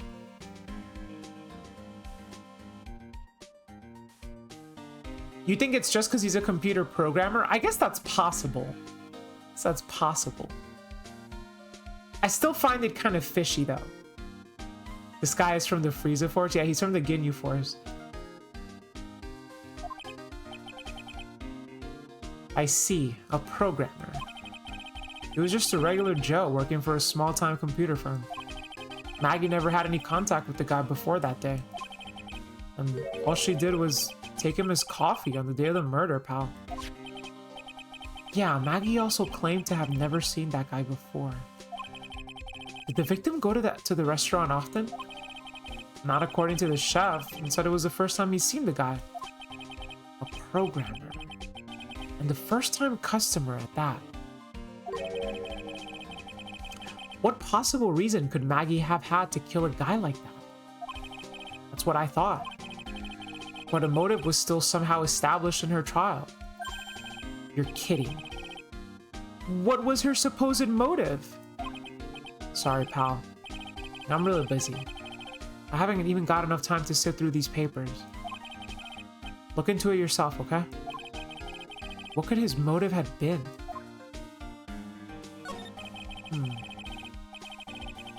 This isn't really a proper investigation. I'm kind of working on it by myself. Oh, that's right. The judge already ruled on the case and all the evidence is in already. The only problem is with Maggie's testimony. Yeah, doesn't sound very good for us, huh? Look, pal, I've got a mountain of papers on this case to look over before tomorrow. So, I'm gonna say this. Maggie Bird's no liar. She's... Okay, so she's a bit out there. And a bit off base sometimes. But she was a good cop. That's not exactly complimentary, you know. Hey, what's up, Sally? Ace Attorney's going well? Yes, it is. Yes, it is. It's going pretty well. Typical Turing test for programmers is to ask them to write a program to test for a palindrome. Huh. I didn't know that, Oni. Thanks for letting me know. Well, I guess that kind of defeats the theory I had, right? With Phoenix backwards and palindromes. So, what do you think really happened? Oh, sleepies. And just how contradictory is her testimony? The biggest problem with Maggie's testimony is the number of people at the table. Yeah, my thoughts exactly.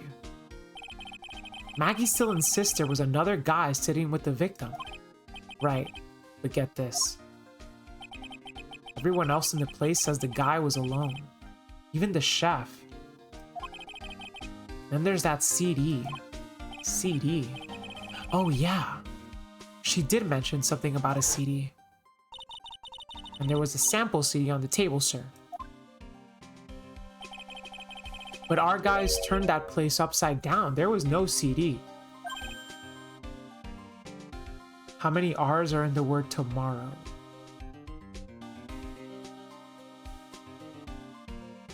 There's 2 R's in the word tomorrow. Right?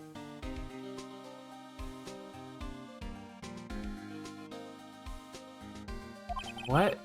Not on the table, not anywhere, not the whole restaurant, pal.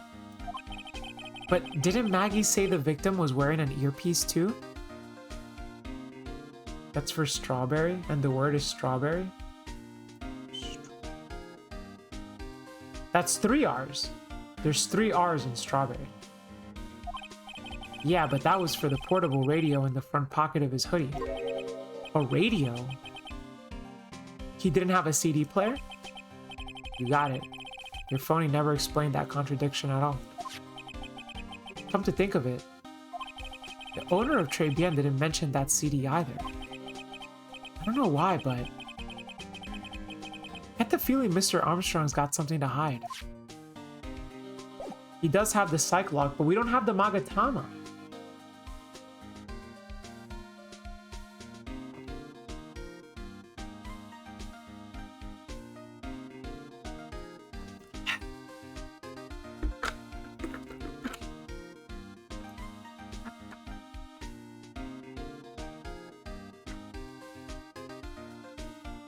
What can I do?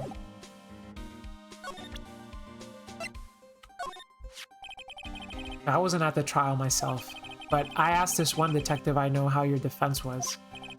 And what did he say? Started off by saying, I'm at a complete loss for words. But he must have found something quick because he went on about how bad you were for an hour. But he said you sucked so much it seemed like you were trying to get Maggie found guilty. It looked like I was trying to get Maggie found guilty. What's that? A sports paper? Yeah, I found it in the magazine rack at Très Bien.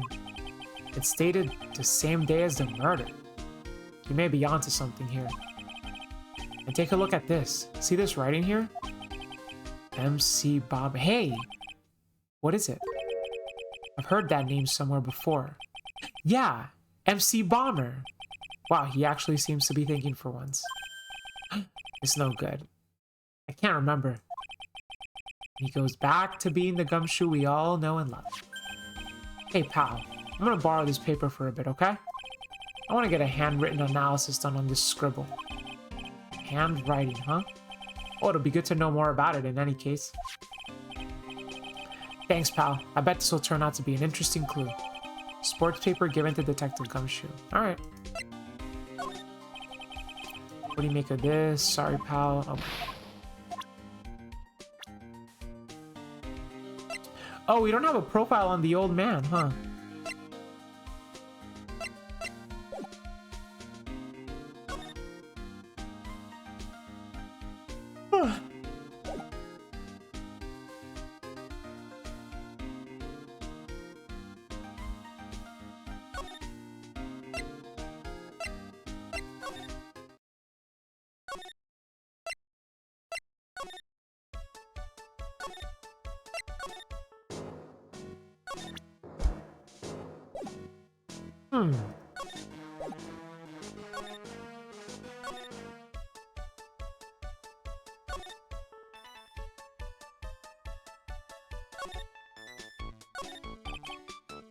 Must be the table where the murder took place. So the dialogue for the flavor text changes when your party members change. So right now, Maya's not with us. So that's why the text kind of reset. But even though the text reset, they basically say the exact same thing.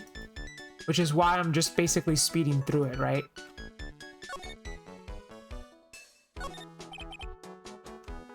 Because we've already heard all this before.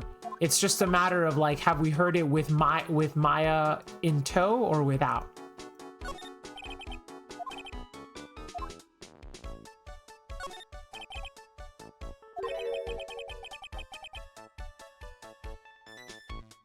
Oh my god, Phoenix. You can't make fat jokes like that. If he got in, could he get out again? You can't say that, Phoenix. Come on. Okay, nothing there.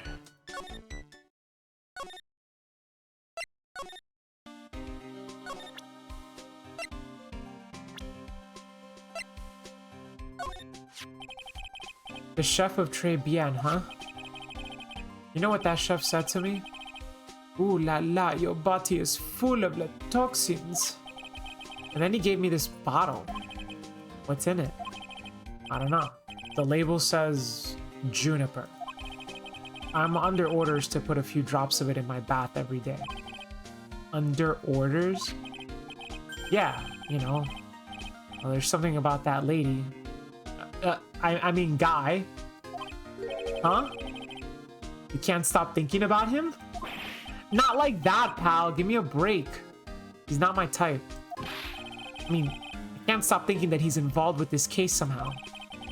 Sounds like he knows a little something more about our charming chef.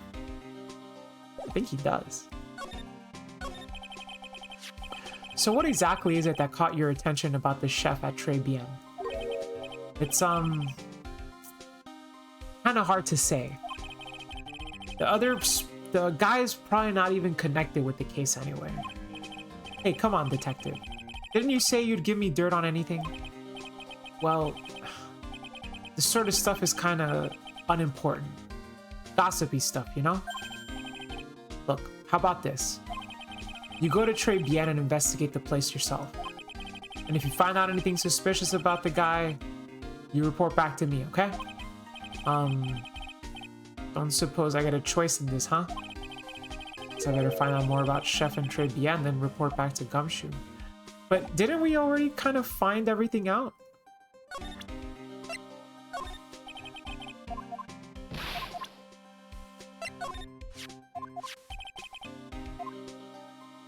Wait, he started off by saying, "This is new.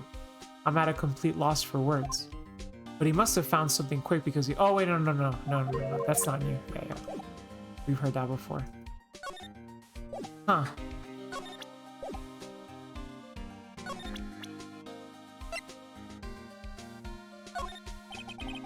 What do you make of this? Nothing.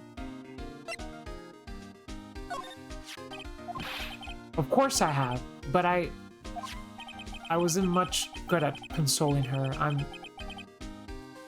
I'm not very good with words. Oh. Yeah, I guess I must have looked a bit down. Maggie was really supportive of me. It was great to have someone to talk to. Did he go after her or for himself? Okay, so what do we do? Oh, alright, let's go back to the cafe. Oh! Poor Maya. It looks like Mr. Armstrong's really taking a shine to her. Oh, I suppose I'll just have to let her work at the restaurant for a while. I'll go pick her up from Très Bien once things have cooled off. That's funny.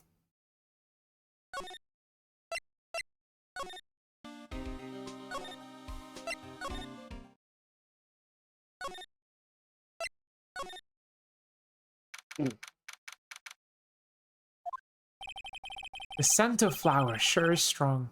It's almost making me dizzy.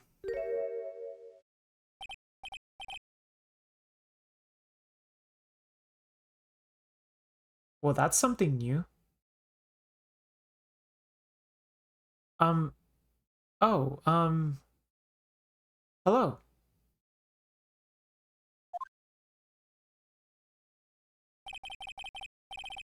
Who was that just now? A customer? She had a sort of dark aura about her. Ah, welcome. Wait, that's Maya. Wow, what a cute voice. Oh, it's just you, Nick. Maya? Well, how do I look? Maybe you should quit being a spirit medium. Maybe, but it's kind of boring being a waitress. I mean, you're my first ever customer. Then who was that woman I just saw? Since you're here, you might as well have something to eat. I am kind of hungry, actually.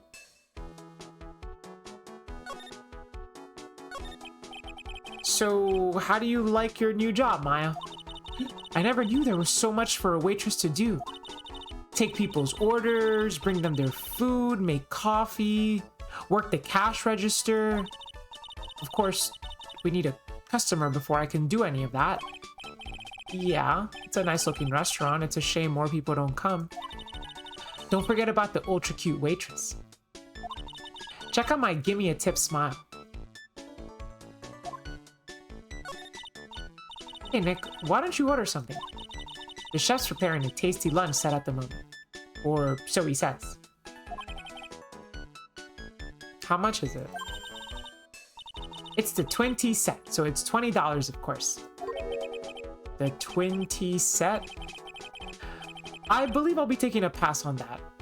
It's kind of expensive. What? But you... Come on, Nick. It's not every day I get to be a waitress. I want to try carrying plates and working the cash register. How about cleaning the toilets? That should keep you busy. Yeah, right. Maybe later. About the lunch. Oh, a fine choice, sir. No, Kitchen! Lunch special, please! With all the extras. Drink, side salad, dessert, gift. I don't need any of that. Just a moment, please, sir. Maya's really getting into this. So how much is this set lunch anyway, then? $20, huh? But with the drink, side salad, and dessert, it's $45! Hey, wait a sec, Maya! Sorry to keep you waiting, sir. Here you are, our deluxe fortified lunch set. Whoa. A dish inspired by lobster and abalone fricassee with a balsamic vinaigrette. Is it fricassee or... Yeah. Yeah, right, it has to be. Bon appetit. Thanks. Come on, Nick, hurry up and try it already. Lobster, huh? Alright. Down the hatch.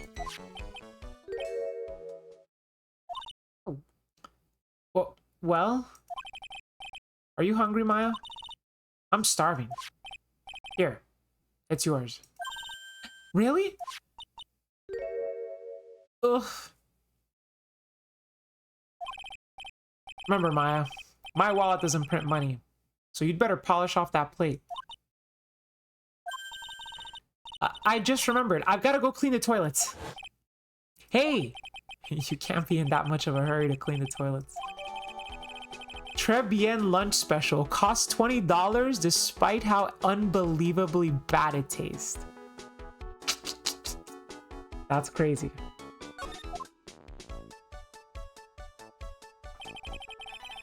How does that guy manage to make good food taste so bad? Hey, Nick, you want to take a peek at the kitchen? The kitchen, huh? Or not a bad idea, I guess.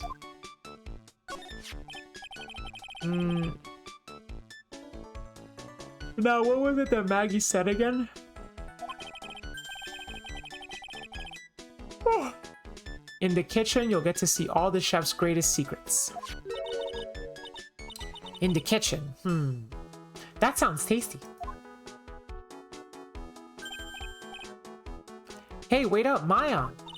What is it? I'm pretty busy right now. Weren't you going to show me around? There goes my plan to find some cool clue and show it off in your face. I'd better conduct a search in the kitchen myself.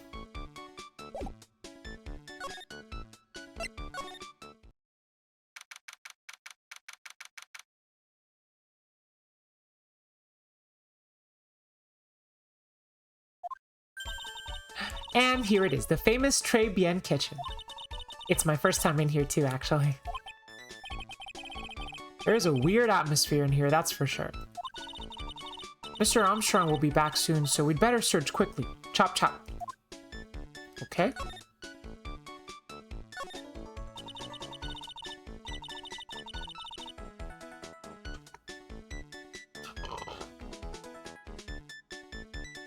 Now, I know I'm in a French restaurant. I've never heard of most of these seasonings. Hey Nick, this container has oyster sauce. What's that? Isn't that used in Chinese food? Look, right there on the counter. Oh shoot, the magatama. What indeed? On loan from Maya, recovered in the kitchen of Très Bien. Interesting.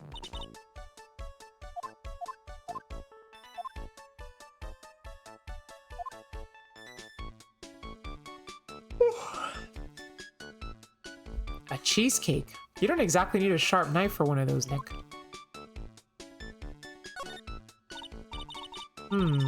That smells good.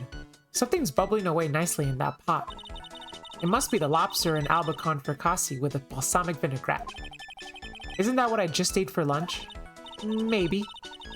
What you ate is the only French dish I know the name of. Yo, so she just bought him a random dish? What the hell? What are these lace curtains for? I don't know, but they give the place a real homey feel, don't they? Lace curtains. You know, if I was a cooking pot, I'd be perfectly happy to sit on a shelf under those. How do you respond to something like that?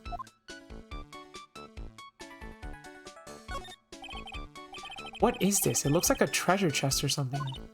Whoa, look at all these little bottles. Oh, they're aromatherapy oils. He's got so many. They're overflowing on the floor. Let's see. 1, 2, 3, 98, 99, 100. They're all the same, too. Hey, wait a minute. What is it? There's one bottle that's different from all the others. That just looks like a nail polish. Well, what do you know? And it doesn't have a label either. And it doesn't smell. So what's that liquid inside then, I wonder? Hey, Nick, we should borrow this. I mean, look how many bottles he's got. He won't miss one, will he? Small bottle, found in the kitchen. Shape is different from the other bottles. Contents unknown. Now this is one large mirror. I bet this is where he makes himself look pretty. There's a book on the dresser. Clarice Armstrong's Bedtime Literature. Not exactly Pulitzer Prize material, is it? It looks like a collection of poems he's written. Poems? Cool! Hey, read one out. And say it in your best French accent with intensity, okay? Okay. Here's one. It's called Printemps. The two of them, like actors from a film, the coffee still undrunk. Sweet nothings over too soon on that sad Sunday morning, the foolish cocktail so delicious. Take the last sip of your tea and I know what I will do. I must lie to you, I must. Huh? That's it. Yep, that's a poem for you. It's a fairly short poem. Still valid though.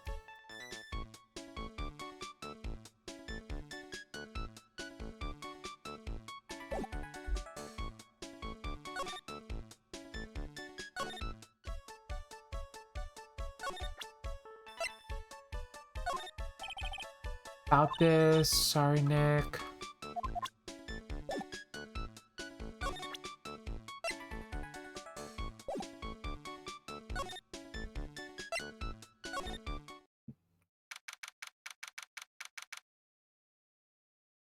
That bike was not there before. The old guy's not here anymore. Trap. And I still have some unanswered questions for him. A scooter, huh? Who'd leave it right in the middle of a park like this? The wheel guard and the light are busted. I guess it must have been in an accident. It's totally wrecked.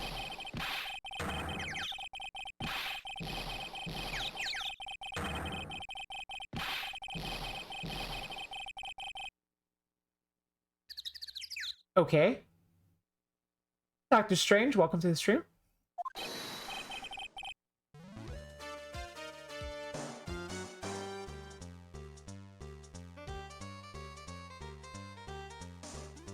Hey, what'd you think you was doing with my bike?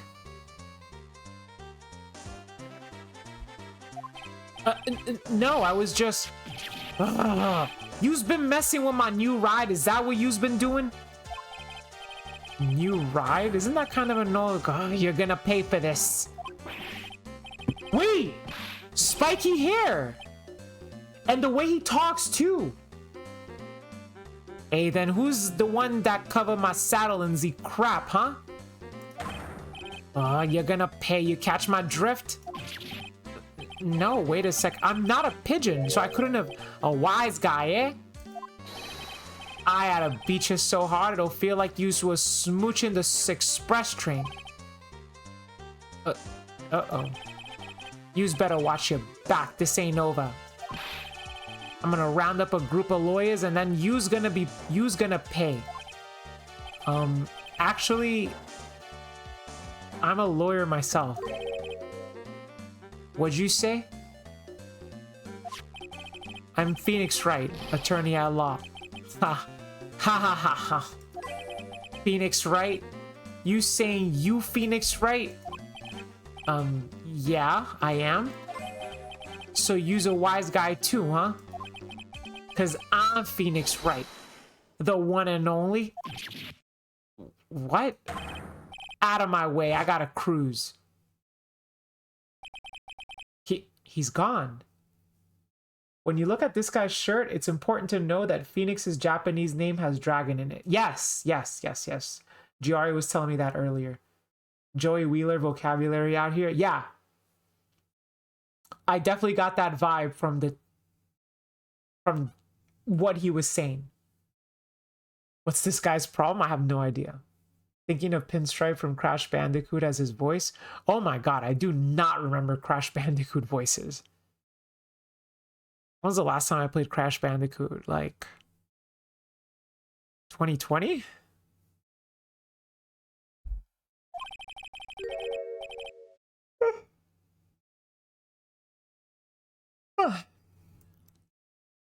Surely that guy wasn't my phony, was he? He wasn't anything like me. I guess I better make a note of the scooter. Ridden by my phony. The wheel guard is all smashed up. Yeah, pathetic. Oh, it's you. A few threats from a little brat like that, and you look like a pigeon. And you look like a pigeon that's got seed in its eyes. Have you been here the whole time then? I was in the Nah, that voice is too hard, man. I can't do this guy. Sounding old is hard. You can't fake age. I'm currently trying to catch Feebas in Pokemon Emerald. I'm going through it.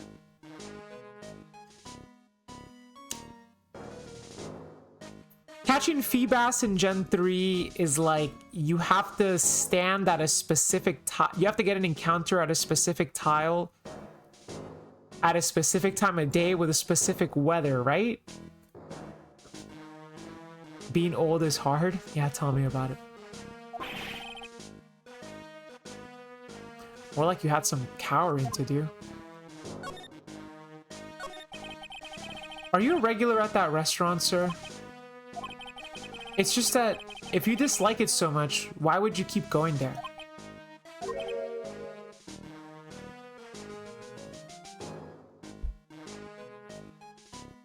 Do you think old people just all decided to pretend that they sound old? Yes, I think that deep down, old people don't actually sound old.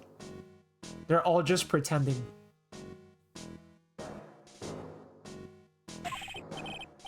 There you are, you filthy pigeons. You want food? Ha! Take that. He's got a Cyclock too? I knew it. This old guy has got something to hide, but what could it be?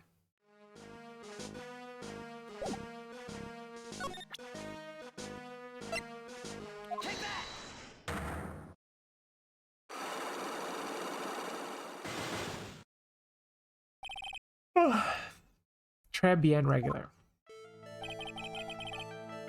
It's time you told me the truth. Why are you a regular at the restaurant that you dislike so much? Isn't it obvious? People only have one reason to go to restaurants: to eat. To eat? Is that the whole truth? What do you mean? I don't think you go to that restaurant for the food at all. You insolent brat! How dare you accuse me? What proof have you got? I don't know how good that one is. I can tell that not you nor anyone else in the world would go to that place for its food. The proof is in the pudding, or in this case, the lunch menu.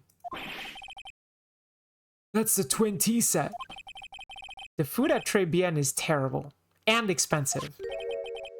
You're wrong. It's cheap. Huh? I'm rich. I inherited money when I was a boy. Yes, I'm stinking rich. I haven't done a jot of work since I was born, other than feeding the pigeons. What a load of crock. The taste is another story, but the price, it's nothing to me. So you're saying that you go there because you got money to burn? Exactly. I have so much cash, I go for a swim in my money vault every day. Okay, Scrooge McDuck. Unfortunately, that's a lot. What? You don't have any money to burn. You're flat broke. That's why you have job listings. This is yours, right? My magazines. Why would a rich retiree be looking for a job? I was looking for a job. I'm buying a lot at the moment. I need spending money. Oh. I don't go to that restaurant for food. I just go for the Javachino. Yeah, I think you mean cappuccino. Anyway, how much does a cappuccino cost there? $8. Those had better be some golden beans. Holy crap, $8 for a cappuccino. And this isn't like 2005 money too. What's your problem? You think a poor man would be better off drinking dishwater, do you? Is that it? No, I wasn't thinking that. I was wondering if the coffee there is really that great. No, it's not. But anyway, yes, that place has free newspapers to read every day. Newspapers? Exactly. They don't want me hanging around at home, so I go there.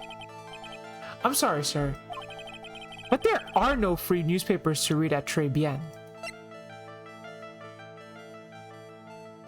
Wait, Gumshoe took our newspaper.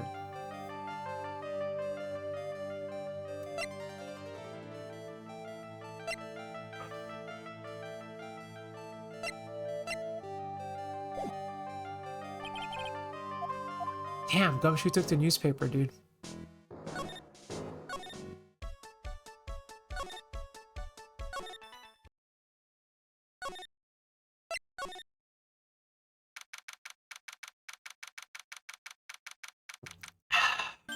Ooh.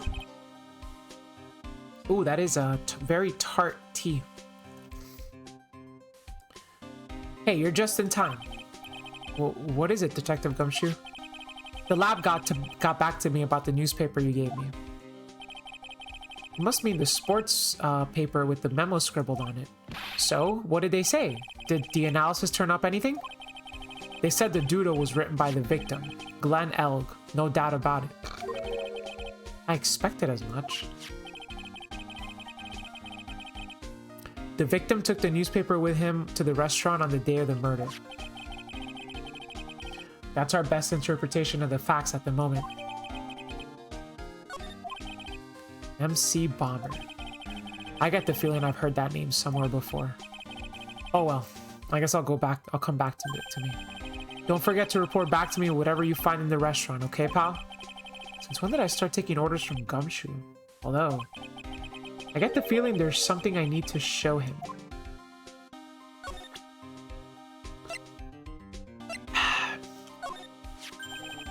You got one of those aroma bottles too, huh? Only this one doesn't smell. Huh? I don't get you. This was mixed in with all the other aromatherapy bottles, but it's not the same. It doesn't even look the same. Wouldn't you agree? A cologne bottle, but that doesn't smell? Smells like a skunk to me, pal. Mind letting me borrow that bottle for a while? I want to send it back to the lab for analysis. The victim was poisoned, so the contents of this bottle are pretty important. Okay. I had a hunch there was something funny about that, chef. You suspect John Armstrong? I've got a feeling. I got that guy's number. I know what his secret is. Must be the same secret Gumshoe was talking about before. I guess I better fill you in on the details. About this Armstrong guy's secret, I mean. Alright, let's hear it. So what's Mr. Armstrong's secret?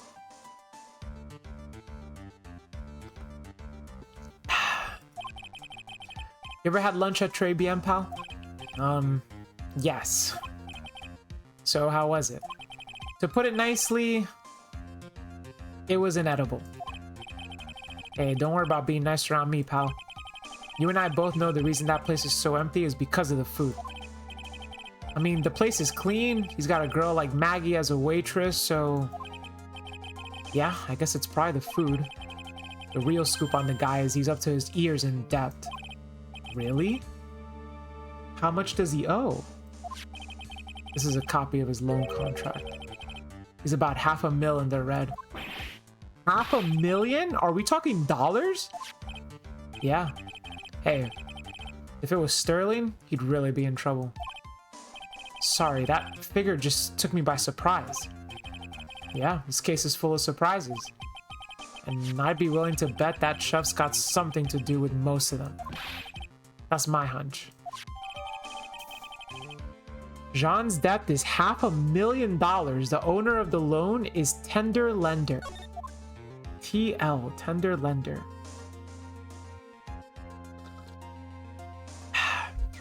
What if the chef, what if Mr. Armstrong is actually a SoundCloud rapper named MC Bomber? And the reason why his food sucks is because he spends all his time writing rap lyrics.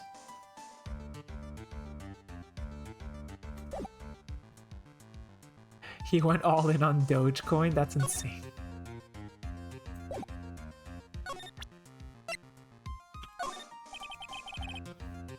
What do you make of this?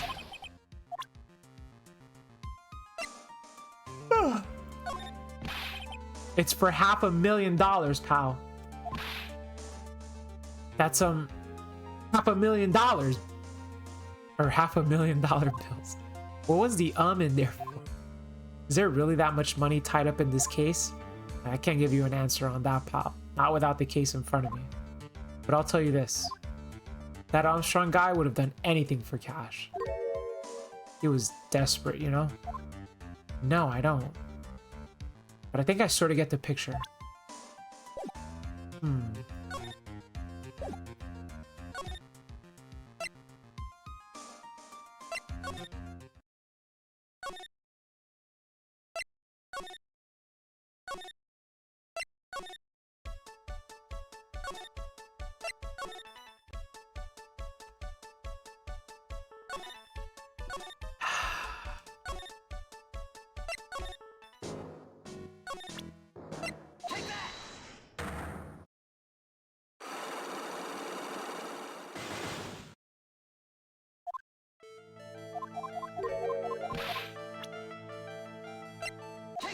All right, we have the next item that we needed for this one, so let's see how far we get.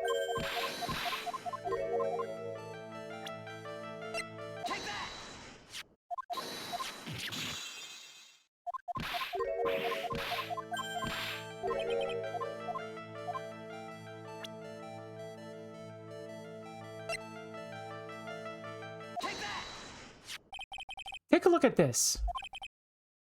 What is it? It's a newspaper I found behind the magazine rack at Très Bien. So, what of it? This was the only paper there, and it's dated more than 1 month ago. What? Do you see what I'm getting at here? That restaurant doesn't get newspapers. This is just one that a customer happened to leave behind. Tell me, why are you so determined to hide the truth? I'm not hiding anything. I'm going to have to put this guy out of his misery. Listen, the real reason why he goes so much to Très Bien is...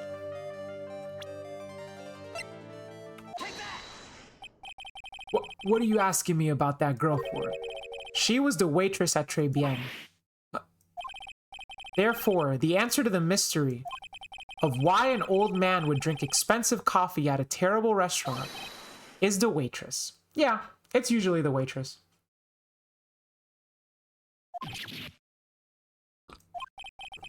But I don't recognize that face. And you're probably telling the truth here. Because you weren't looking at the girl's face, but at her outfit. That's the truth, isn't it? You became a regular at the restaurant because of the waitress's uniform. That uniform is all you can think about, isn't it? I can't take it. To you, that waitress was your... Enough, please. Stop saying that word. Stop saying waitress. Stop it. Stop.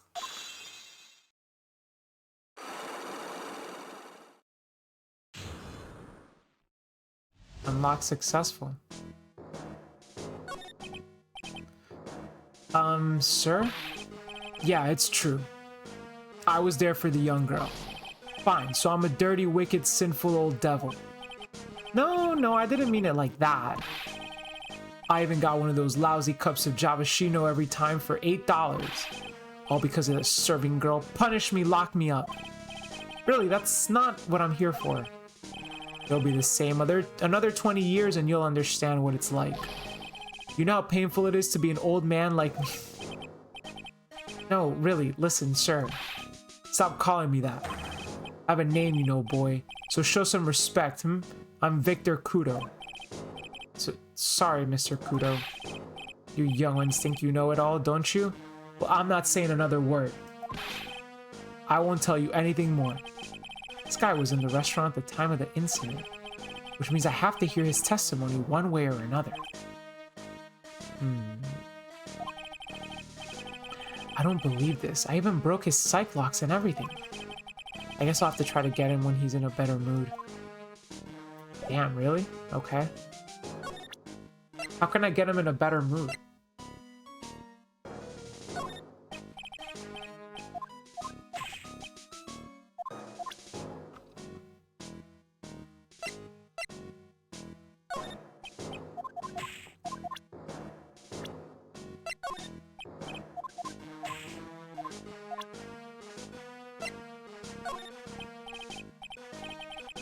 I think I might just have to wait. Get him a pic of the waitress.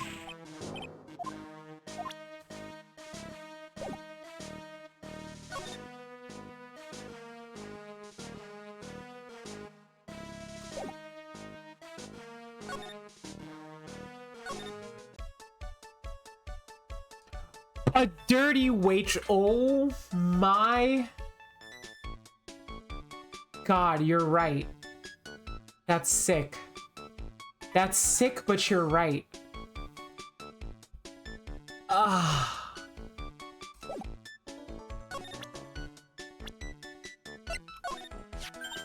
Oh, is that the old man? Is he still feeding the pigeons? Yeah, he fed me as well. I got a bunch of those seeds in my eyes. Oh. Ouch. Hey, Maya, would you mind coming with me? Wait, I just realized. That is a very revealing outfit. Okay, you can't tell because of the chat bubble. But that's a crop top maid uniform. It's like, it ends here. It's a maid uniform with midriff exposure, right? Or am I seeing wrong here?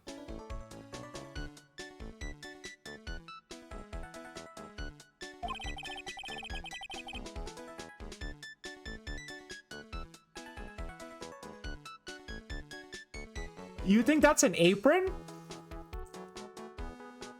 I guess it could be the apron.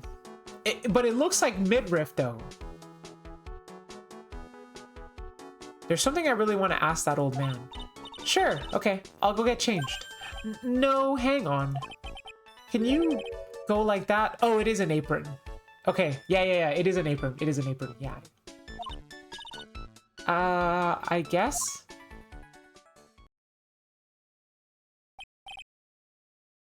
Sir. You again? Well, I see. Nick, his eyes are burning into me. It's okay. I think it's going pretty well. Huh? You're still just a little child. Run along and play on this. Oh, okay, well, you know what? All right.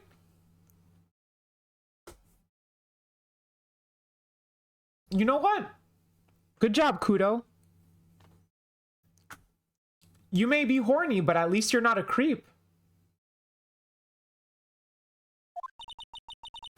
Play on the slide? Ugh, we were so close. Just a little more and he would have spilled. But Pigeon, how can we crack this guy? Excuse me, please, sir. Quiet, can't you see I'm feeding the...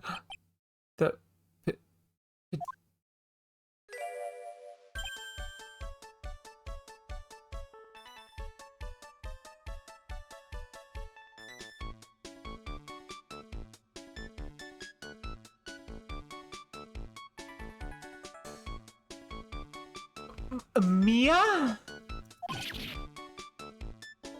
Well, if you don't mind, sir, I'd really love to talk with you.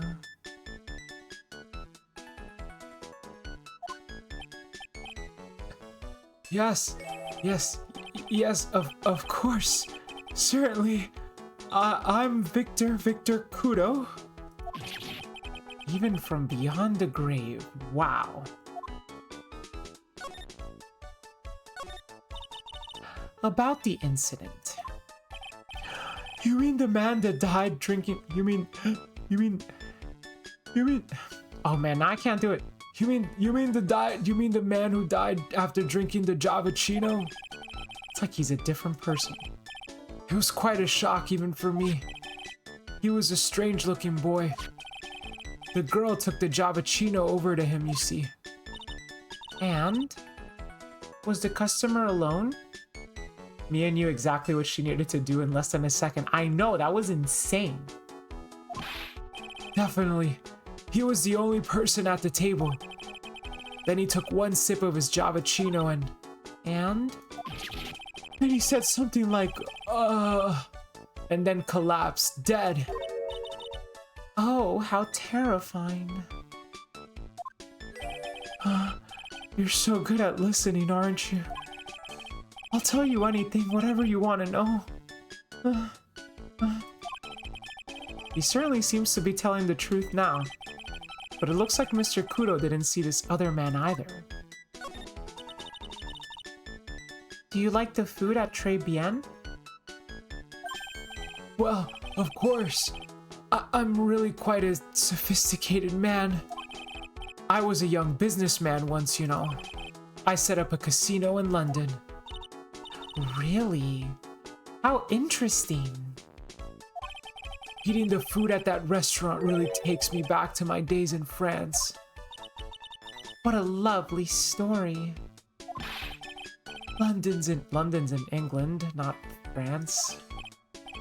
Oh yes, France is wonderful. I'd love to show you around the city sometime. It's a country. It's too much. I can't take it. I want France. I want France. Oh. I can't believe Mia's laughing at the guy. You visit Très Bien a lot, don't you? Of course. I mean, yes. I'd like to come and see you there. Really? Oh, you flatter me so. The owner would be delighted to welcome you, I'm sure. Well, be careful of that chef, my dear. The chef? You mean Mr. Armstrong?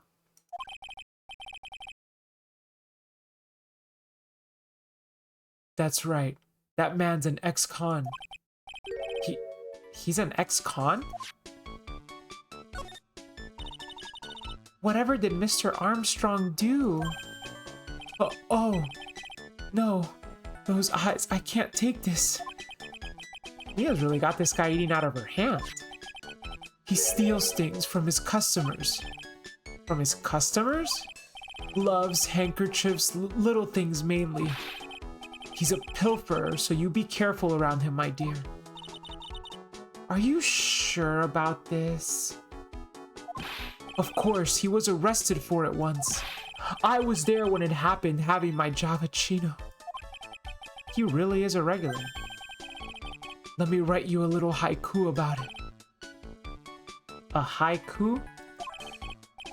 A Japanese poem. I'll explain. All you need to know about that chef. Convicted before, a wicked man or woman Repeat offender. Convicted before. A wicked man or woman. Repeat offender. Yeah. Sounds right. If he takes anything again, let me know. It's not too expensive. I'll buy you a replacement. Poor guy. He couldn't do enough for me, huh? Okay, Phoenix. That's about as much as I can do to help. Thanks, Mia. We got some really important information thanks to you. Honestly, I can't believe Maya called me for something like this. Toodles.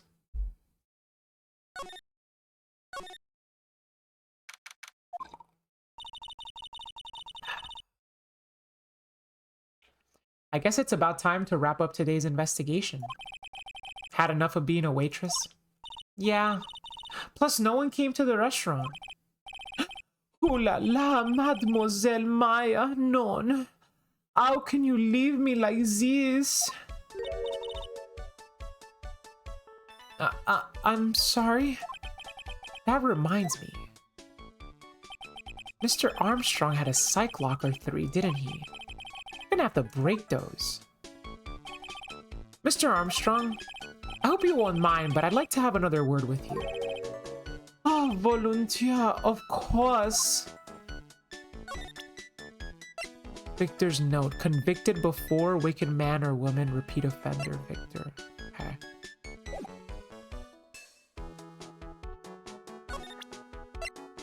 Let's see if we can do it here.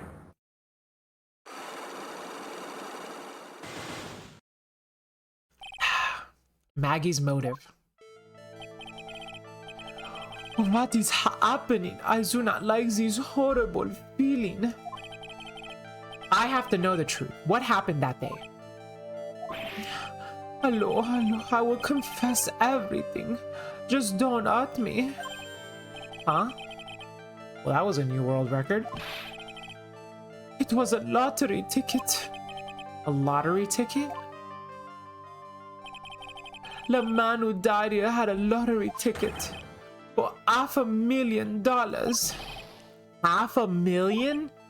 Oui, but after the incident, this ticket, it disappeared. The ticket disappeared. This was the motive that the prosecution gave for Maggie. They said that she poisoned the man to get a $500,000 lottery ticket. Why didn't you tell me about this sooner? Lord, you've been trying to hide this information about the lottery ticket from me. And I want to know the reason why. No, monsieur, you doubt me, but I've confessed everything to you. Mr. Armstrong, the $500,000 lottery ticket. I think I know who took it. I think the winning ticket was stolen by this person. I think he took it. Mr. Armstrong, I believe there is a very high probability that it was you. Wow, that is one piercing scream, even for a man like him. Mais pourquoi moi? Why? You have no evidence? I am not Star the Mask. I am not the kind of person who steals the property of others. Sorry to disappoint you, Mr. Armstrong, but I have evidence to the contrary. I present to you proof that you have stolen from others in the past. Probably convicted before. What is this? A poem? Oh, monsieur, you know me so well. I adore poems. Please read it and put some feeling into it. Convicted before, a wicked man or woman. Repeat offender. I'm sorry to have to bring it up, Mr. Armstrong, but you have been arrested for stealing from your customers before, haven't you?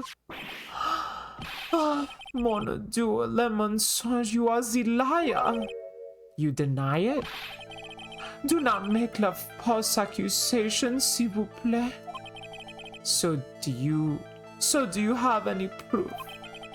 I want to see la incontestable proofs that I have ever stolen from one of my customers.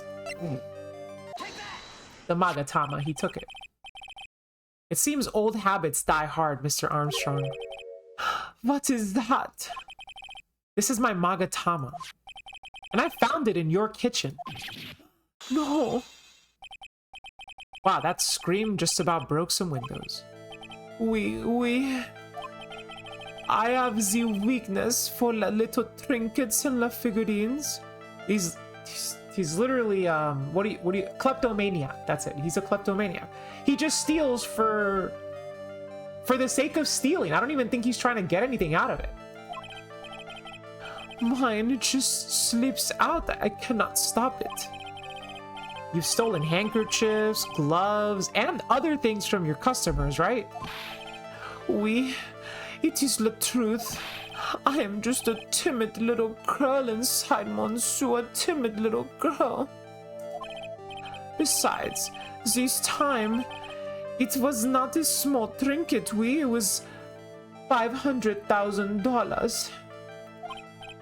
Mon, why would I steal it? I have no need for such money. Really now?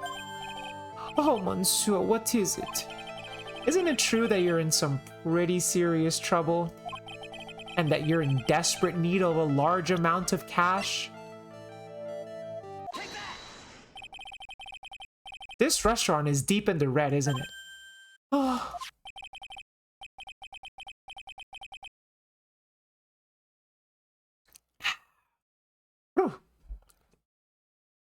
You have a loan to the tune of $500,000.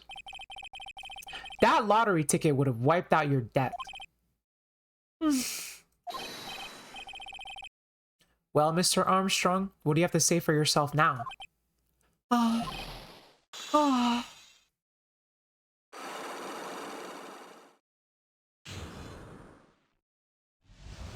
don't know, probably Mark Cuban.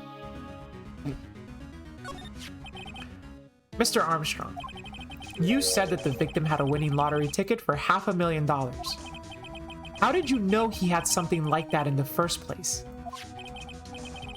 The man, he was listening to the radio with his earpiece. Maggie said something about that too. The winning number was announced on the news, I think. All of a sudden, he exploded. Yes, $500,000, he shouted. And the ticket? He had all of his tickets spread out on the table. I was so desperately in need of money, so I put the poison in his coffee? No. Oh no, you naughty man. I simply helped myself to one of his tickets. What? The victim collapsed and Maggie passed out. I thought to myself, pourquoi?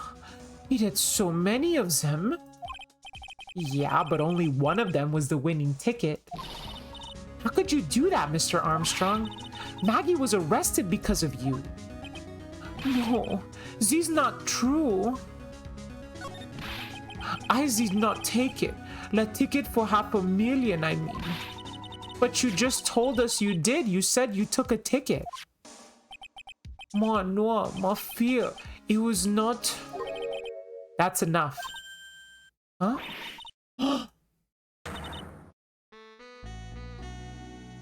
Mr. Godot? What in the heck are you doing here?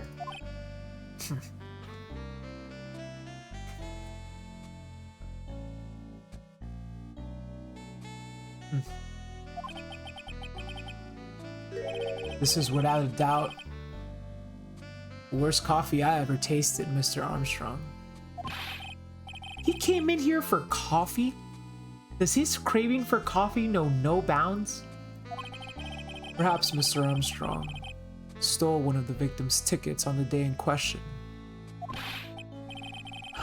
I am the airhead known. Just a little girl who everyone is laughing at. But in that case, Maggie shouldn't be the only one under suspicion.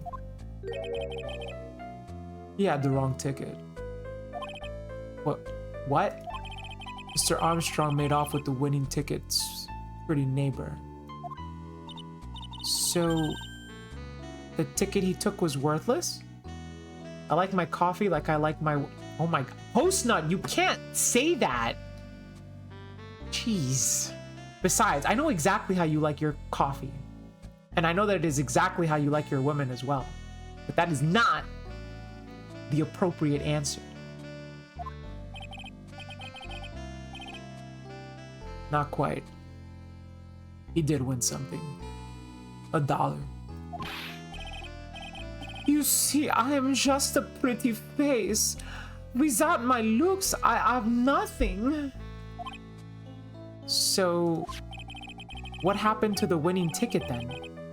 The one he meant to steal? Indeed. What happened to it? I don't like spoiling myself by watching trailers, so... We'll just wait and see how the movie turns out tomorrow, won't we? Damn. Voila, you two. Time to laugh at the pretty little airhead. Looks like I won't be needing this note anymore.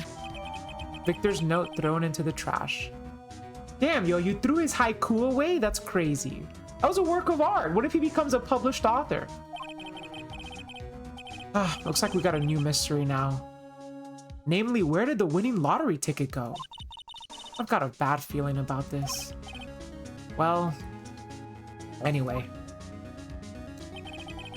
We can't let Maggie suffer any longer for this. And certainly not again.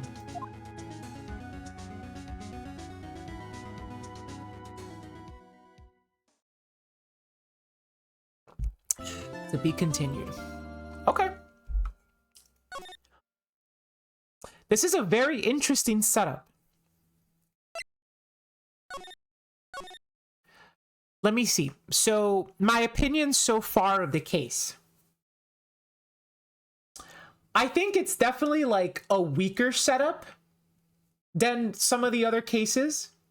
Like, there hasn't really been like a hook. You know? It's missing a hook. Right now, the hook is the fact that it involves Maggie, and Maggie is a likable character that we met previously. So obviously, we have some emotional connection to Maggie. But aside from that, I do feel like it's just missing a little something. I guess the hook is the fact that there's a Phoenix imposter. But so far, in this first part of the case, we haven't really interacted too much with that, right? Like, when you think about it, like, the imposter hasn't really made too much of an impact yet. Now, I suspect that the imposter will make a bigger impact once we're in court. Because remember, the people that were in the courtroom, like the judge, so it wasn't Godot, that it was Mr. Payne was the prosecutor, but the judge is going to be like, what's going on? We just had this trial a month ago. Why are you here again, Phoenix? Why are you here defending the same person? Etc. So that might, it might be cool to see that. But aside from that, yeah, there really is no like major hook in this case so far. We got a lot of setup, but almost no answers. Yeah, we really don't have much in the way of answers. We have 2 new characters with almost 0 dialogue. Yeah.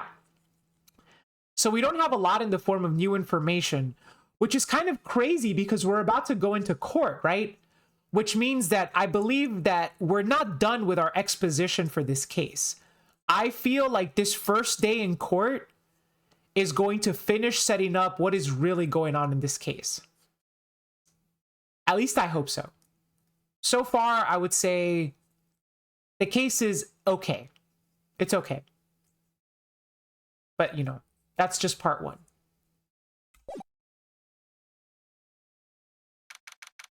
January 7th, 9:48 a.m. District Court, defendant lobby number 1. Oh. I see. I should have expected this. Nobody saw the other guy, huh? But he was there when I took the coffee over, sir. Scout's honor.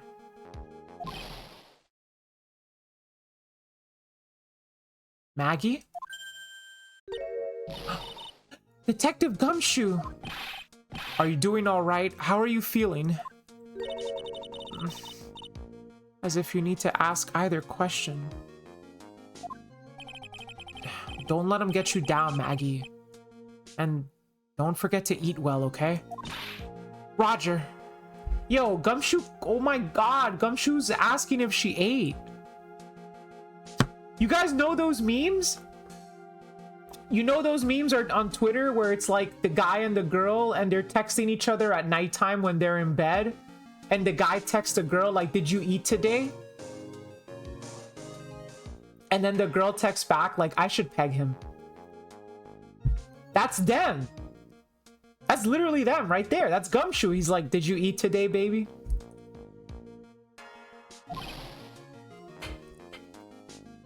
And you. Yes?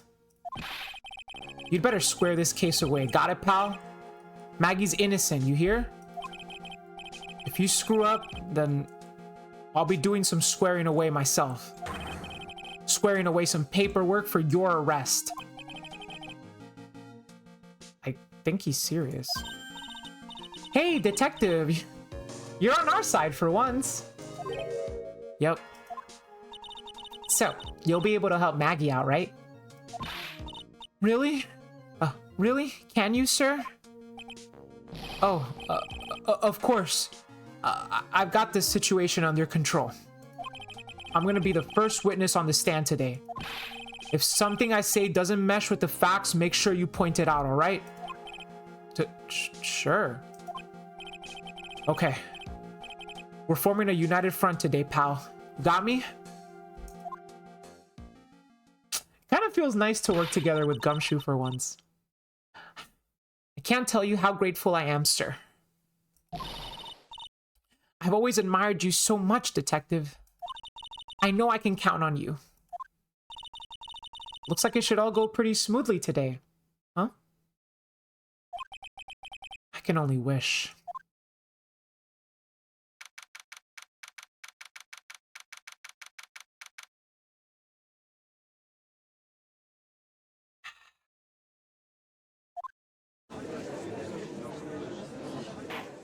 Hey, wait, aren't we usually sitting on the other side of the court? Wait, no, we're not. No, never mind. Actually, wait, no, yeah. Aren't we? That wasn't just me, right? We were definitely swapped, right? Yeah. The defense is ready, Your Honor.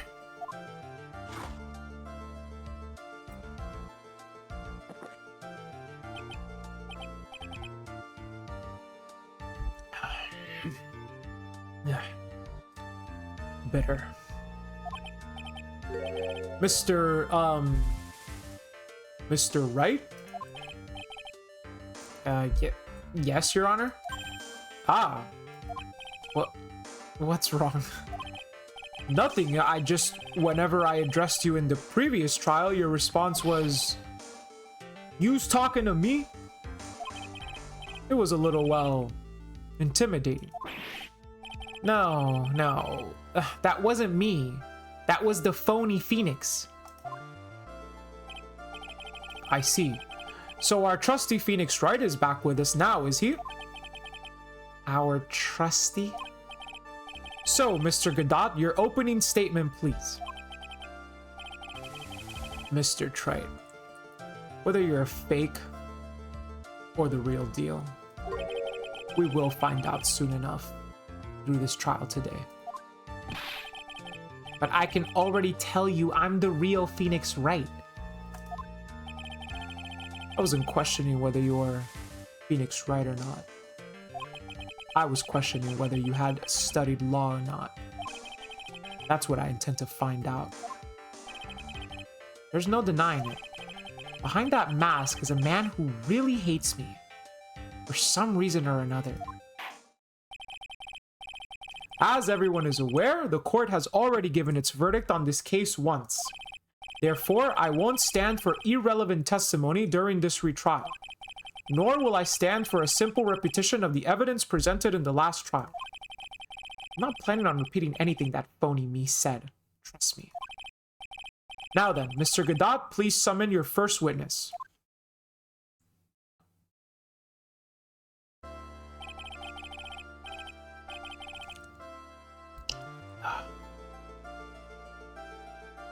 Let's start with the formalities, shall we? Name and occupation. Witness, state your name for the court. Huh? Oh. Sorry, sir. The name's Police Department Detective. Occupation, Dick Gumsh.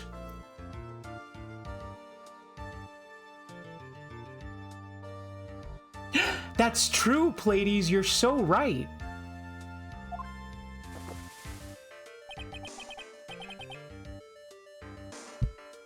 Other way around, detective.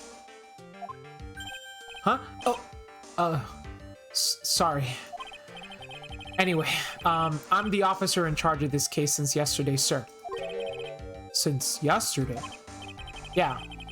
The guy who was on the initial investigations tied up with another case now. I hope Gumshoe's really got everything under control. For everyone's sake. I see. So, Detective Gumshoe, would you outline for the court the basic facts of the case? Yes, sir. The victim's name was Glenn L. He was a professional programmer. He was on the payroll of Blue Screens Inc., a local company. This is the victim's autopsy report. The court accepts this into evidence. Died of potassium cyanide poisoning. Time of death was between 1:30 and 2:30. Potassium cyanide. There was a case that involved a chemist.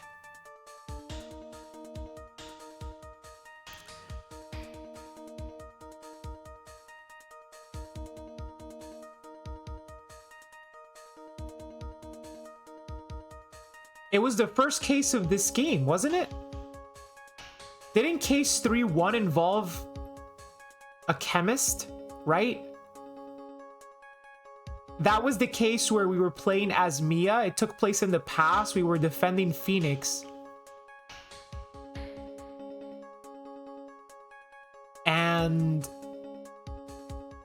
Phoenix, how did that go again? It was the woman named Dahlia.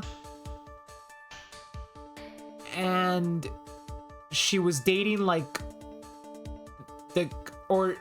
she was dating Phoenix, but before she dated Phoenix, she dated that chemist at the pharmacist at the university who was in the pharmacy department.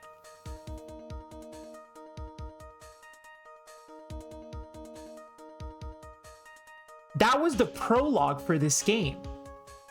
It stands to reason we should expect to see those same characters later on in the different cases. So I wonder if this case then involves Dahlia. Obviously, the chemist is long dead. But Dahlia could still have hookups with the university, with the university chem department or pharmacy department. And here are the floor plans for the restaurant. Okay, you got the kitchen, tables. We know they have partitions, so this table here cannot see this table, but this table can see across to this table. So if there was someone sitting here, they would be able to see. If there was someone sitting here, they would not be able to see.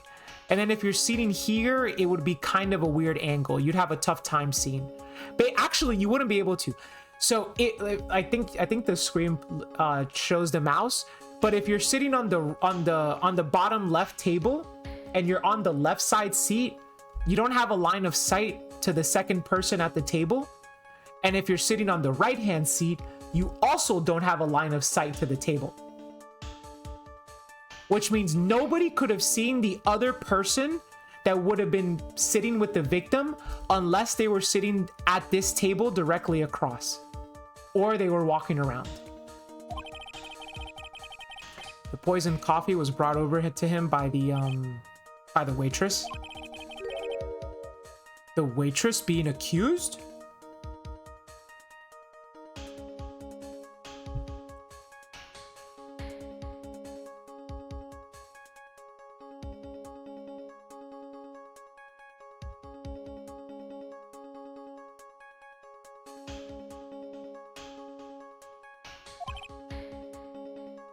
Yeah.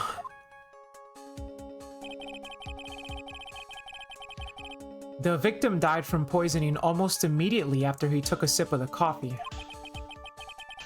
At the time of the incident, there were 2 other people in the restaurant. Mr. John Armstrong, the owner and chef, and the regular by the name of Mr. Victor Kudo.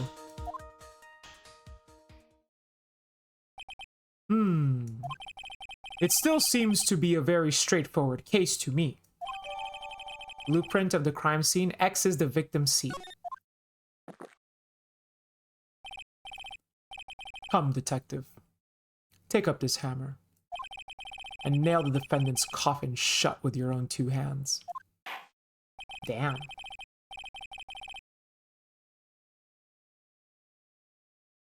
Now then, Detective Gumshoe, let's have your testimony. Yes, sir. The incident. When the incident took place, the victim was alone at his table, sir. We understand that the guy, Glenn Elg, was listening to the radio at the time. The traces of poison were found in his coffee cup. And what we found was potassium cyanide. That stuff really packs a punch. And, it looks like Mr. Bird might have had, well, or Miss Bird might have had, well, some kind of motive. She didn't have a motive, dude. That's the thing, is like, I still don't buy that she had a motive. Using the dark, aromatic depths of coffee to conceal the poison. Classy lady. The facts of this case seem to be ironclad. Mr. Wright, I would ask you to begin your cross-examination, but... Yes? Please, no intimidation tricks this time around. Is that understood? I already told you that wasn't me.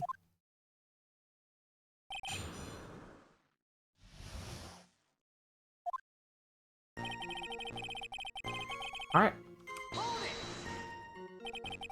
Can I stop you for just a minute? Huh? What is it? Did I say something that contradicts the evidence? He's so desperate for that to be true, he's practically crying. Your testimony just now doesn't match the testimony given by Miss Bird. She claims that there was another man at the victim's table. Yeah, that's what she said. What killer wouldn't say that when faced with a homicide conviction? Hey. Sadly, her testimony isn't supported by the owner or the other customers.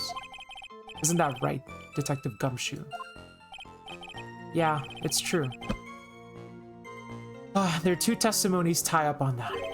They both said there was no other guy at the table. What should I do? Should I press on this point a little harder? Yeah, I'm pressing a little harder. I think the map shows that neither of the people that were there could have had a clear view of the second person sitting at that table. Well, maybe the other witnesses just missed him. Perhaps their view of the victim's table was obscured in some way. That argument is as weak as the coffee at Très Bien Trite. I have here in my possession a ticket. A ticket? It looks like a photo to me. Yes, a one-way ticket to Guiltyville. Population, the defendant. That was a pretty good joke. He had me there. He had me there. This is a photograph taken from the entrance to the kitchen. This is the scene as witnessed by the chef moments after the poisoning took place, correct? Oh, this is the scene witnessed by the chef moments after the poisoning took place, correct? I think the court will agree that with such a clear view of the scene of the crime, how, Mr. Trite, could anyone have overlooked the second person at the table? Ugh. Okay. Maybe I fell for the red herring. It certainly seems to show the victim's table extremely clearly. Crime photo. Taken from the kitchen.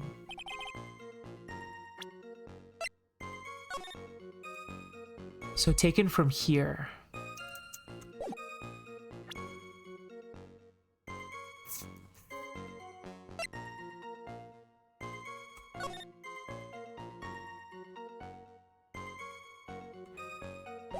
I mean, he could have just gotten up. But I guess if he had gotten up from his chair, everybody would have seen him, right? He was listening to his radio, you say? Yeah, he had a portable radio in his chest pocket. Maggie told us that too, didn't she? Something about how one of them had some sort of earpiece. What should I do? Should I press on this point a little harder or not? Honestly, might as well. And what was it that the victim was listening to on the radio, Detective Gumshoe? Huh? How should I know? Thanks a lot. We're now one step closer to the middle of nowhere. This isn't going very well, is it? Detective, could you perhaps tell us about the poison and how it was used?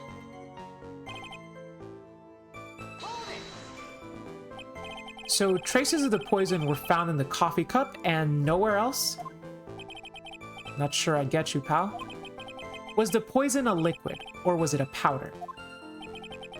If I had to put it in layman's terms, I'd say it was a powdery substance. Powdery substance. So the poison could have been in anything that was on the table. Sugar, salt, pepper. Huh. Do you put salt and pepper in your coffee, Trite? The victim took his coffee black with no sugar. It seems that the poison could only have been in the coffee. What should I do? Oh my god, I keep getting the option to press harder or not. I mean, yeah, sure. Are you absolutely certain that the victim even drank any of his coffee? Huh? What do you mean? According to this file, the poison was found on the victim's coffee cup. But what proof is there that the victim ever drank any of it? Oh. Hey, you're right. In case you were wondering, the last objection was for the detective there. Huh? For me? Oh, hey, you're right. You may be fooling the court, but I'm not falling for it. You have the time to waste. You have the time to present that piece of evidence. That piece, sir? Yes, that piece.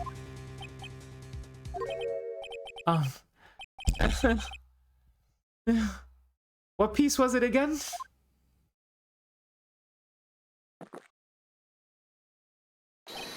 This. Should I be grateful this coffee's only hot enough to give me first-degree burns? Oh, now I remember. This is the, victim's coffee cup. Yes, the victim's coffee cup. Take a good look at the rim. Oh, yes, it's unmistakable. There's clearly a coffee stain on it. Conclusive proof that the victim did drink the poisoned coffee that was in his cup. The victim gulped down the bitter death that the waitress brought to him. Like this. For the record, the only prints on the cup were the victim's and the defendant's. The coffee contained potassium cyanide covered in the victim and Maggie's fingerprints. Okay, well, if someone slips something in the drink, their fingerprints wouldn't be on the cup. And Maggie's fingerprints are obviously on the cup. She's the waitress. Upon further investigation of this cup, we found a certain chemical substance.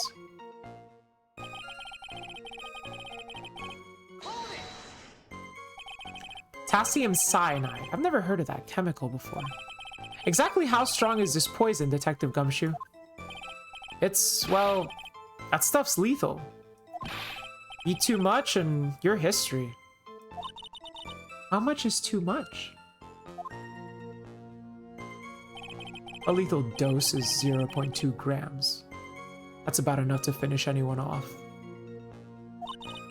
0.2 grams? How much is that? I mean, couldn't you just look at the autopsy report? The autopsy report says he was poisoned, yeah. You know when you swab your ears for earwax? Yeah, about that much. Which, did you know you're not supposed to put Q-tips in your ears? I had no idea. Apparently, Q-tips are not meant for ear cleaning, which is ridiculous. What the hell are they for then? Earwax, huh? Sounds like something Gumshoe's got an abundance of. Such a small quantity of poison could have been concealed anywhere. And, it looks like Miss Bird might have had, well, some sort of a motive. Some kind of a motive? Yeah, but if you ask me, it's been blown way out of proportion. You know what my golden rule is, Detective? Chuck out a bad cup of coffee. You can always get another later. Huh? I don't get it. I'm saying, we can always get another witness on the stand if we have to chuck you out. The Q-tips say that for legal reasons, similar how McDonald's coffee need to say hot on them. They're for cleaning small areas like your ears. Okay, so Alex, after I read that, because I just found this out like 3 weeks ago, right? And after I read that, I assumed that what they meant is like, they're meant for cleaning like your ear, but like, they don't, it's meant to be a precaution against you like shoving it in there, right? But like, nobody shoves a freaking Q-tip into their ear. You use it to just like swab like the inside of it, but the inside of it that's immediately visible. You don't jam a freaking Q-tip into your ear. They are not liable for injury if they say don't stick these in your ears, but they were designed to clean baby ears. Ladies, you do not jam freaking Q-tips into your ears, dude. There's no way. Come on, Gumshoe. She was... They said she wanted to steal a lottery ticket. I knew it. That's what we heard yesterday, too. It disappeared from the scene of the crime. And it wasn't just any lottery ticket. It was a winning ticket for $500,000. Mr. Armstrong knew about the ticket too, didn't he? But he stole the wrong one. Then, is it possible Maggie stole the winning one? What should I do?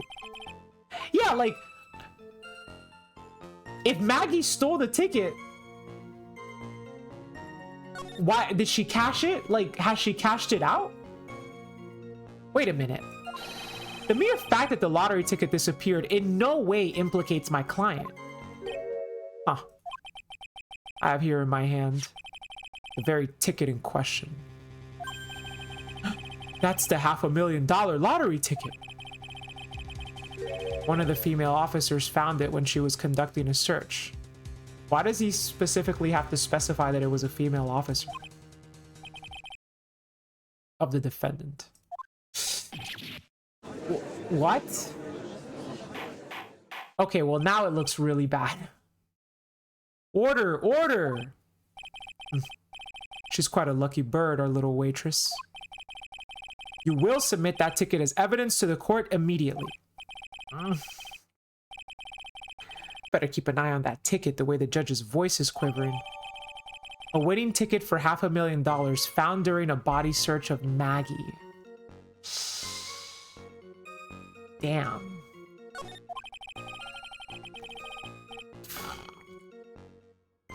This ticket was presented to the court in the previous trial too. But it feels heavier now somehow. $500,000, you say? It's just a scrap of paper. What matters is where it was found, Your Honor.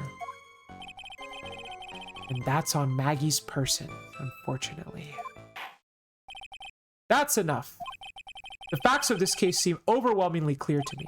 The defendant had ample opportunity to commit the crime of which she is charged. Furthermore, it seems beyond reasonable doubt that she did indeed commit this crime. I like an old man who knows how to score. Or who knows to score. Who knows how to score. There is also the matter of the $500,000 lottery ticket. That alone provides a very credible motive. I mean, for that sum of money, even I might be tempted to bend the rules. The doc came out and said $500,000 confetti. I don't mind an old man who is weak to the siren call of money. Not good, Nick. The evidence against Maggie is starting to pile up fast. Yeah, that's because the court has ruled guilty once already. I'd say it's about time to wrap up this repeat performance. With one final decisive piece of evidence. He's got more evidence against Maggie? This is the apron the delightful Miss Bird was wearing at the time. Wow, that's not the cleanest apron I've seen. That stain looks like... It can't be. Blood? Can it? Huh. Seems the star of our play was a little flustered. And somehow spilled coffee on herself. The coffee. That's not exactly the first thing that caught my eye. Of course, coffee stain isn't the most interesting thing about this apron. No, there's something else that stands out even more. Something else? I presume you mean... Of course, I'm referring to the pocket. The pocket? A search carried out right after the incident uncovered this. Potassium cyanide. The very poison used by the killer was in her apron pocket. A bottle of poison in Maggie's pocket? Yeah. And Maggie's prints were the only one on it. What?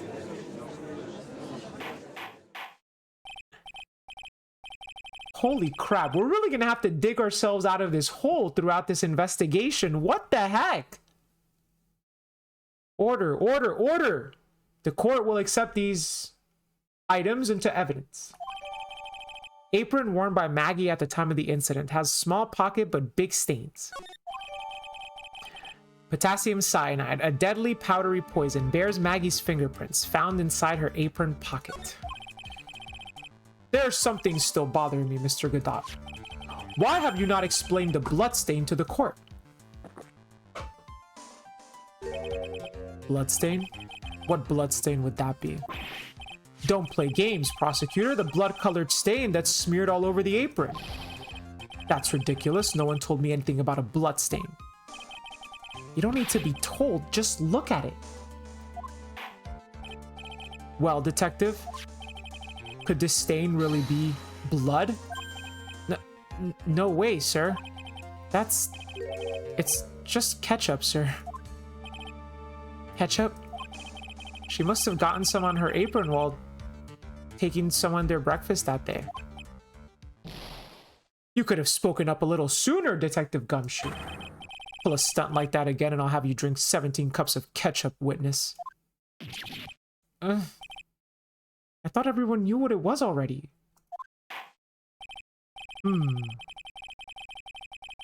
I haven't seen anything yet to make me doubt the last ruling on this case. Okay, I think this is a decent stopping point because it's midnight. We finished the first cross-examination. Got two new pieces of evidence. So an apron with coffee stains and ketchup stains, which makes sense. There shouldn't be any blood on this apron. Nobody was stabbed. It was just a poisoning. Someone asked for the classic Japanifornian omu rice with ketchup that morning. And the potassium cyanide was in her apron and it has her fingerprints. Damn, dude.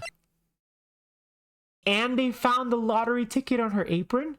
Okay, so, but you know what I want to know, though? What was Maggie doing? Like, how did she get these items? Because, like, the person, right, so, like, the person must have collapsed from the poison. They called 911. What was Maggie doing during this time? What did she do immediately after the murder happened? That's what I want to know.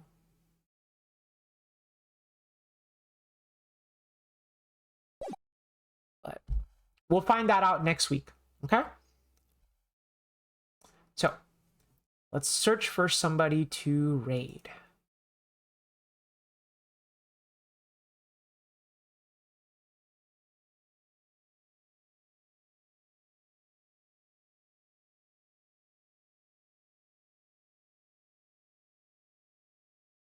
Night. Let's see.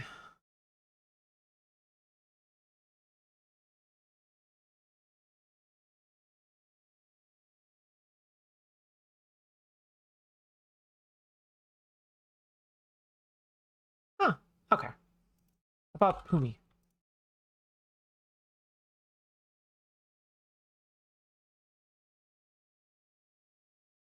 Okay. All right, let's go ahead and say our goodbyes, chat. It is now. That concludes our Wednesday stream. Say goodbye, Chompy. Have a good night, everybody. Thank you so much for coming along. Hope you enjoyed the Ace Attorney. This new case seems to be really stacked up against us. I don't know how Phoenix is gonna dig himself out of this hole. But yeah. Maggie really looks like she did it, huh? Yeah, she does. I don't know either, Chompy. We have a long way to go before we prove her innocent, that's for sure. But we are going to prove her innocent. Bye-bye, Razor. Bye-bye, Sally. Bye-bye, Xerox. And bye-bye, everybody. All right, chat. So maybe if we foolish a tier limit, we can do something. Hey, where there's a foolish, there's a way. All right, chat. So thank you for being here. Whether you are a new viewer or a returning viewer, thank you so much for your continued support. And thank you for choosing to make my stream tonight a part of your night. I hope that you enjoyed it. Cat shirt for tonight. No, it's not a cat. It's well, actually, it's a femboy wearing a cat hoodie. I got it on an anime convention. The design is really cute, so I like this shirt. Yeah, what was I saying? Okay, so yeah, I hope you enjoyed the Ace Attorneys. I'm not going to host the tournament tomorrow because it's been a crazy week, but I am going to host it on Monday. I'm just trying to decide on a time right now for Monday. Because Monday I have the day off. So I actually have a 3-day weekend coming up, which is nice because I need it. Thank you, Razor. So in honor of having Monday off, I'm going to host a tournament, but I'm trying to decide what would be the best time to do it. Because I could do it any time during the day, but it's Monday, so I know people have work.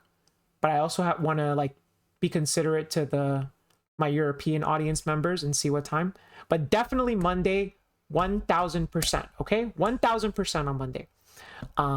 Anyway, everybody have a great rest of your night or a great rest of your day, depending on what part of the world you live in. And more importantly, enjoy your weekend, okay? Whatever you're doing this weekend, have fun. And otherwise, I will see you all on Monday for the next Workalo stream, unless I feel like doing a random stream this weekend, which might happen, actually. Might happen. But definitely not tomorrow. School's been kicking my butt, dude. It's been kicking my butt. It's a lot. It's a lot, dude. I'm not getting any younger. Let's just say that. And it is very tired. It is very tiring, very exhausting to come home, nap, exercise, make dinner, shower, eat, stream, and then go back and do it again. Man, I haven't had time to myself. I feel like I haven't had time to myself. It sucks. But anyway, it's fine. Anyway, no complaining. We're going to raid Pumi, and everybody have a great weekend, okay? So, let's do it. Thank you again for being here, for being a part of the stream. Oh, awesome. Cool. All right. Mwah. Mwah. Mwah. Bye-bye, everybody. Hearts. And 3, 2, 1. Off you go.